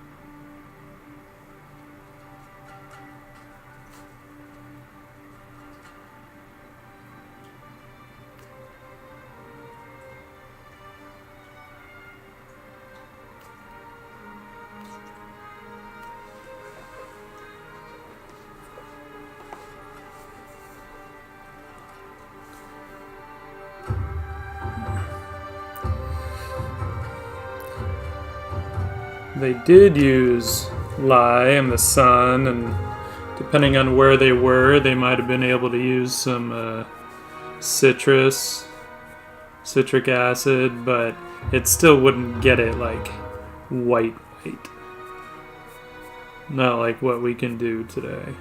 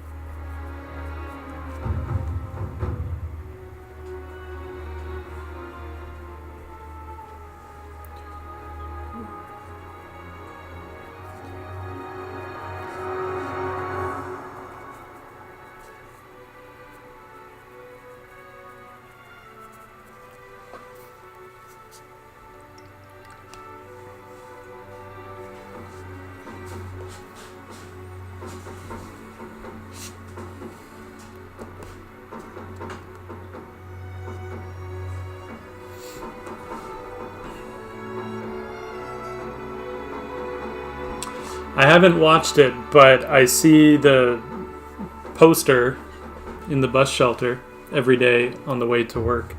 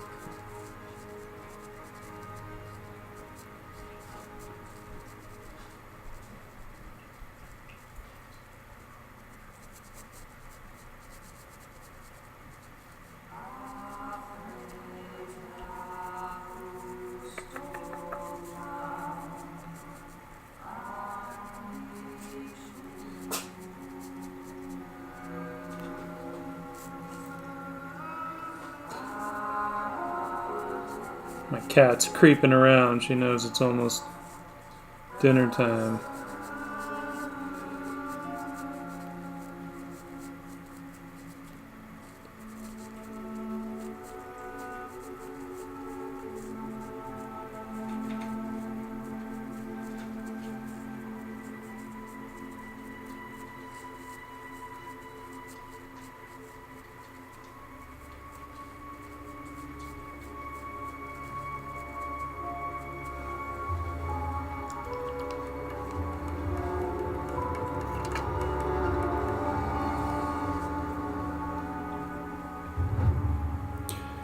Yeah, Netflix shows kind of, they get all over the place, but when they're good, they're really good.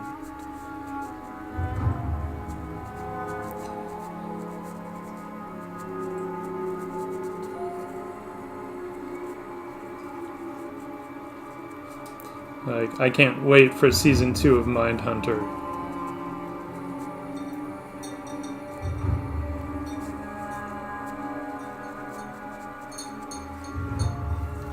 They'll be chasing the BTK, and it'll be dope.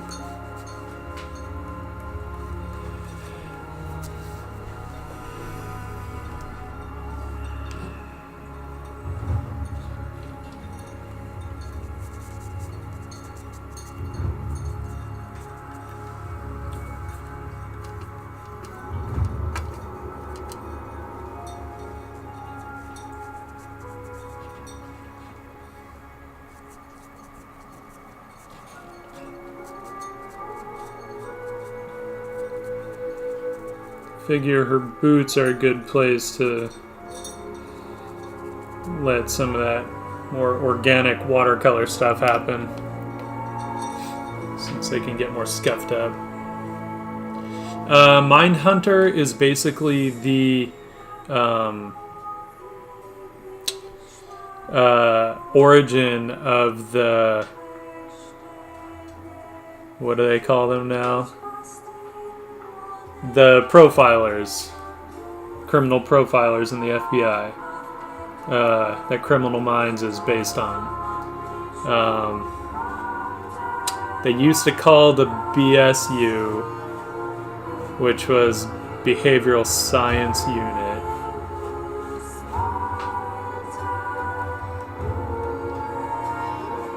Anyone? BTUB.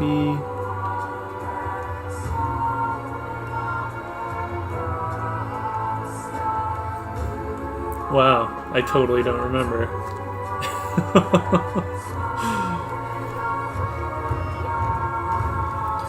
But it's the origin of that, so it's actually based on the book, which was written by one of the guys that helped create it, and really one of the people responsible for taking criminal psychology and behavioral science leaps and bounds forward.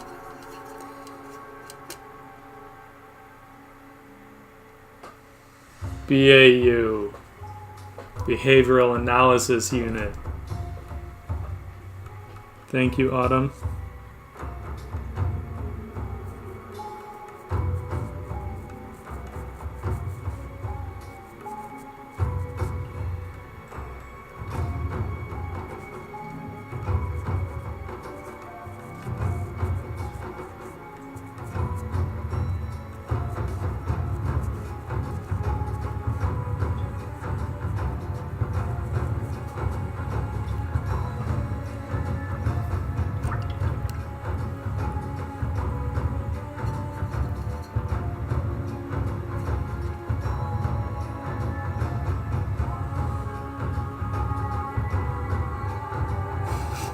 Thank you, Mira.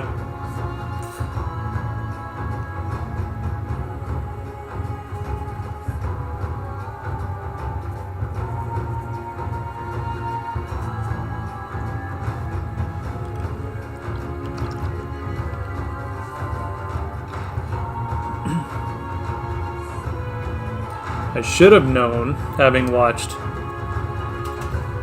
like 13 seasons of Criminal Minds.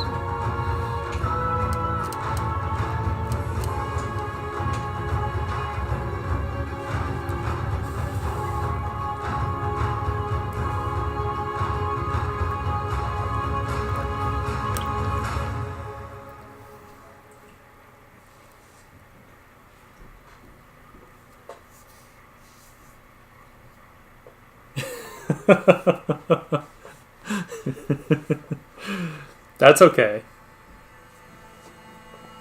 We need elves of all boob sizes in the world.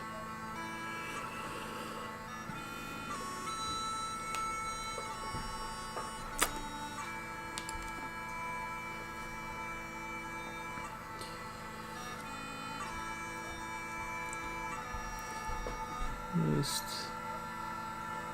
indicate some ground cover.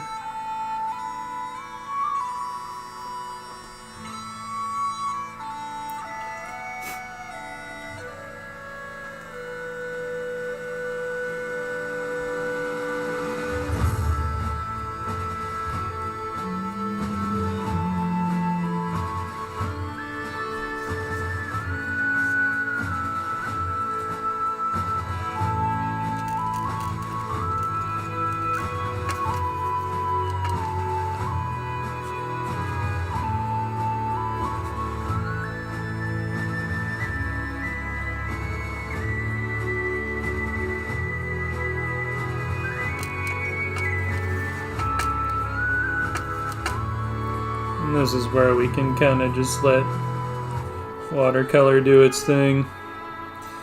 As Spuckvich would say, pretty much just paints itself, so we'll kind of let it do a bit of that.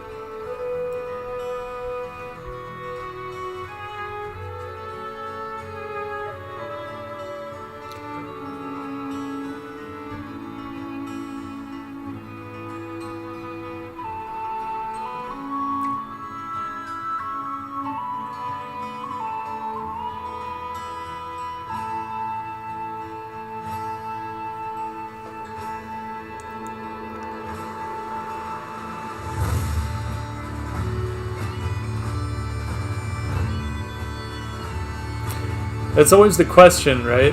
I mean, most of the time I end up not putting clothes on because when I'm doing a warm-up sketch, I don't have the time. I gotta get to work. So I don't really end up putting a whole lot of clothes on them, but still gotta get a warm-up sketch done so I don't go into work cold. I love designing clothes when I have the time. But there's nothing wrong with, I would say, appreciating the human figure, but in this case, that's not quite accurate.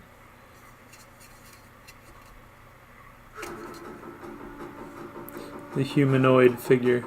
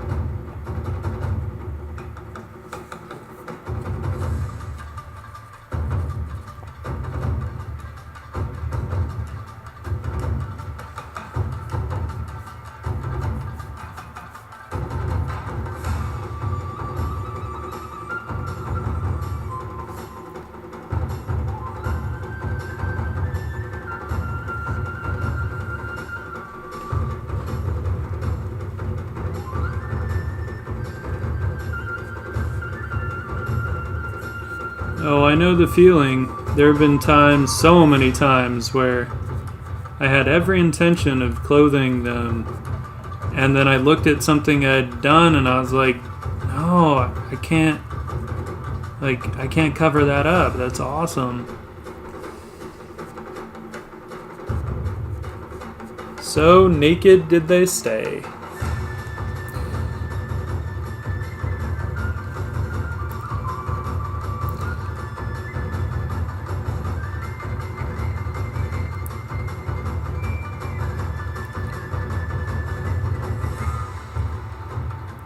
Just want to get some little hot accents.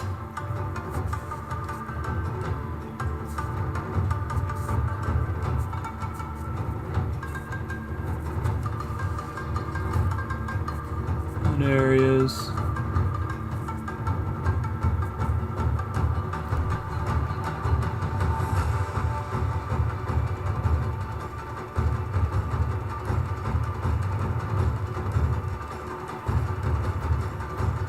Send some blood to the appendages and stuff.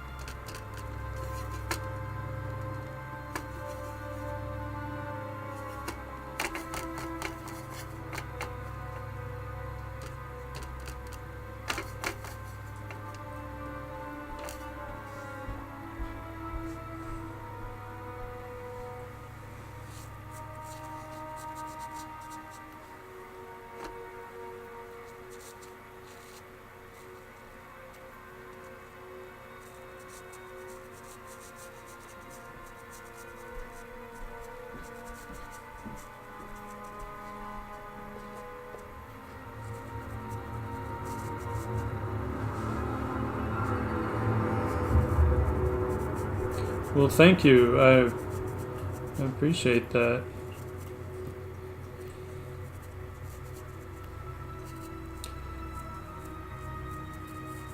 It's funny, I used to draw a lot of, scantily clad or unclad women, mostly because I was just always looking at Frazetta and like, that's what he did, and I want to do what he did. And of course, I'd always get in trouble by someone for it.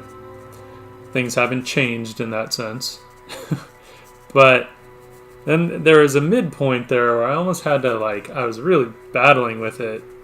I had to really kind of give myself permission to keep doing it. And now I just don't care.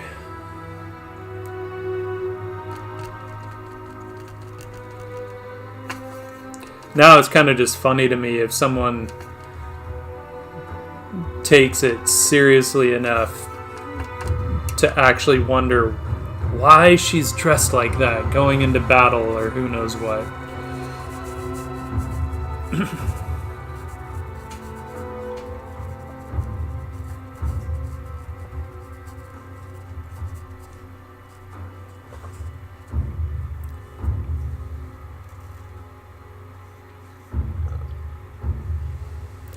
Hey, thanks, Earl Harbinger.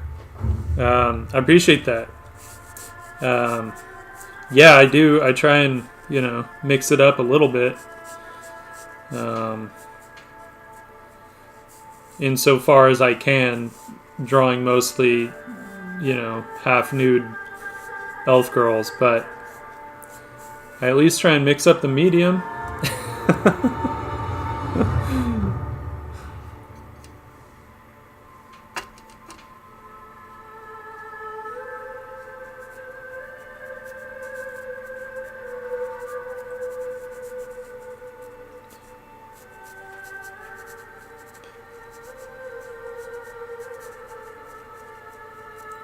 And I go through phases, obviously. I think we all do as artists. There are times where I'm like, naked elf girls all day long. And then other times I just really want to get into some narrative and some storytelling and, So then I draw Wicked Little Witches. No, I'm kidding. That's an Inktober phenomenon. Which reminds me, I haven't done one of those in a little while. I was giving people a break.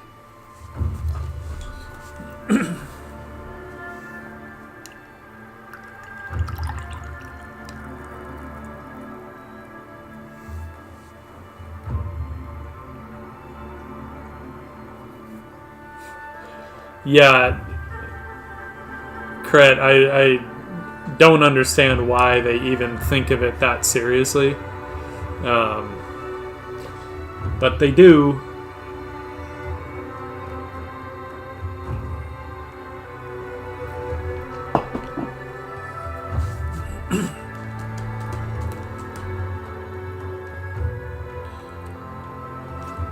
Now,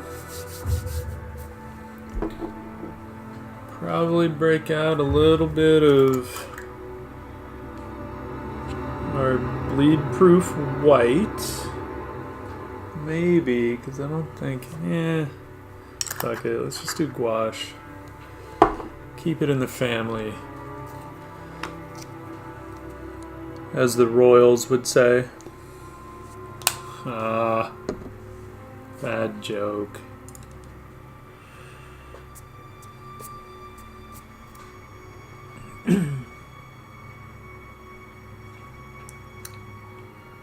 Although I might actually do a little more detail. Ooh, let's try out this mapping nib. Or maybe this isn't the place to try it out, huh? Be like, hey, what does this do? Oh, ink all over my painting.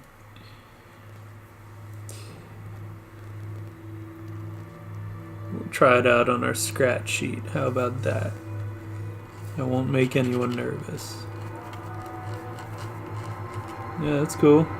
I can dig it.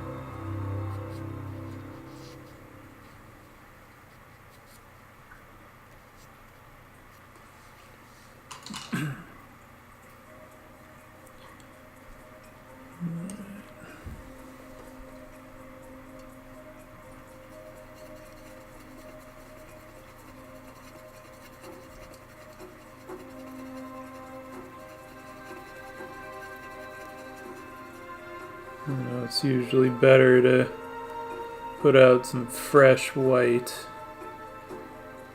Gouache doesn't reconstitute as well as watercolor does. put it down here.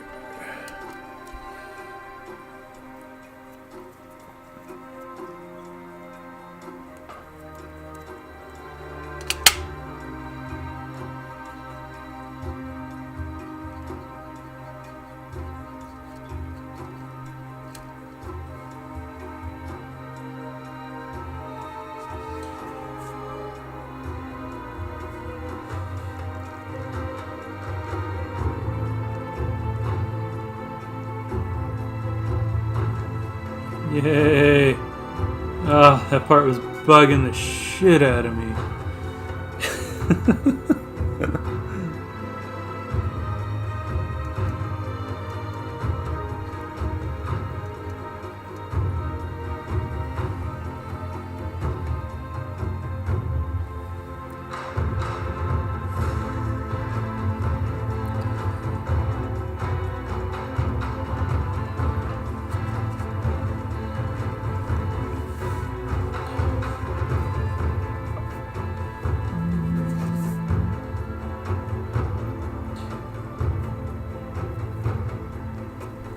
Little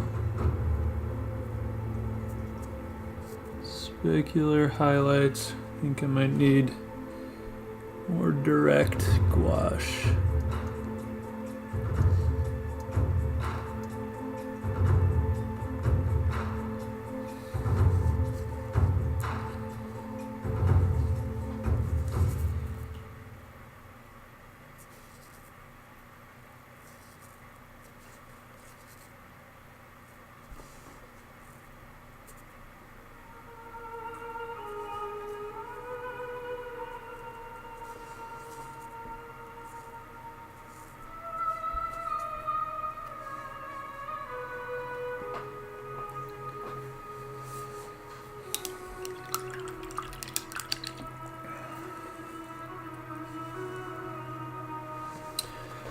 I think I might call her done for now. So I like the line work doing the heavy lifting. I might put some more kind of dark accents. I think I will. I feel like it needs it to give it a little bit more punch.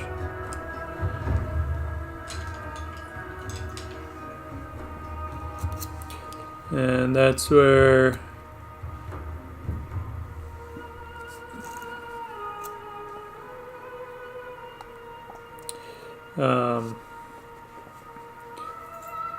this Leonard Principle Extra Fine comes in. Of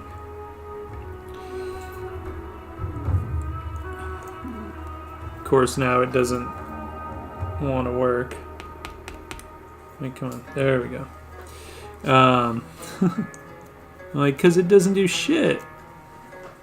It works so well. Damn it. I wiped it with a paper towel and... Wow, this really just doesn't want to do what it's told.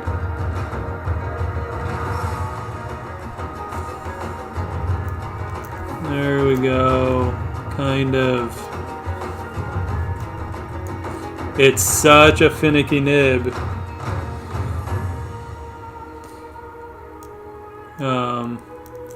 When it works, though, it's fantastic. It has a ton of flex, but it is an extra fine, so it's not really meant to do heavy lines.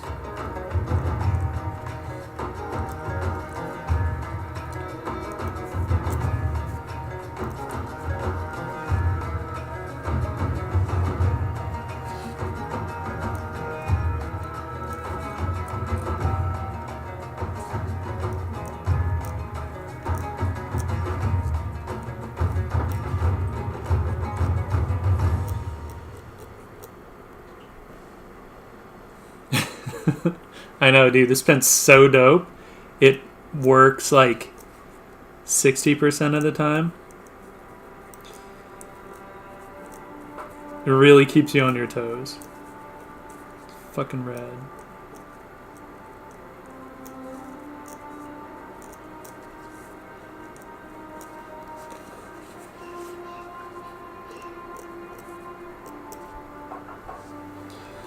Okay.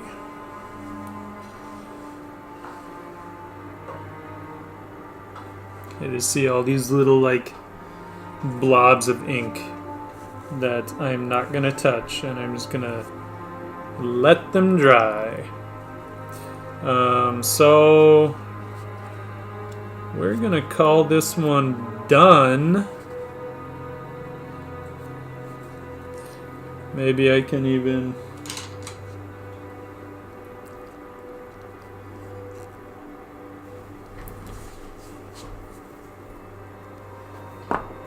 zoom in here for you guys.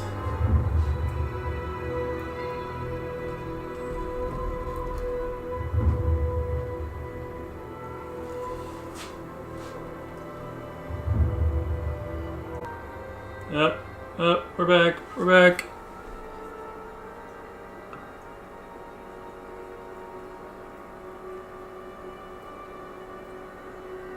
I think we're back. We're not back.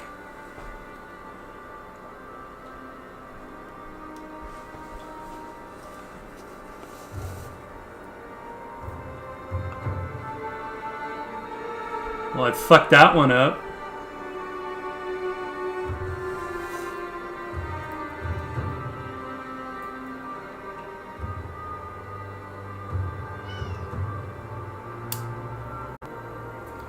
Ah, there we go.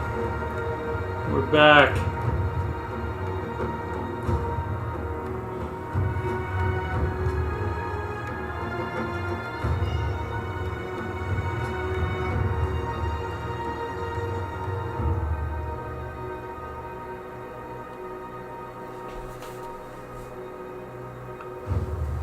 So just so you guys can, here, take the tape off.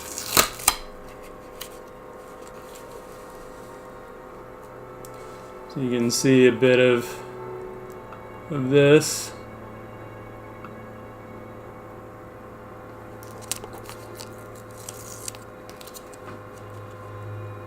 Now, a little closer up.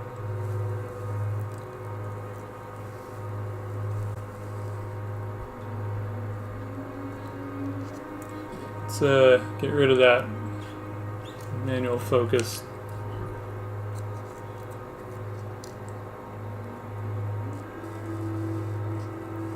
Yeah.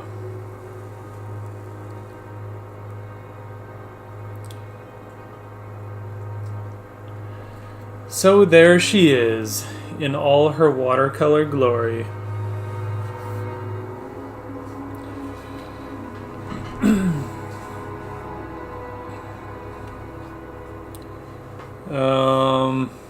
Yeah. Thanks, man.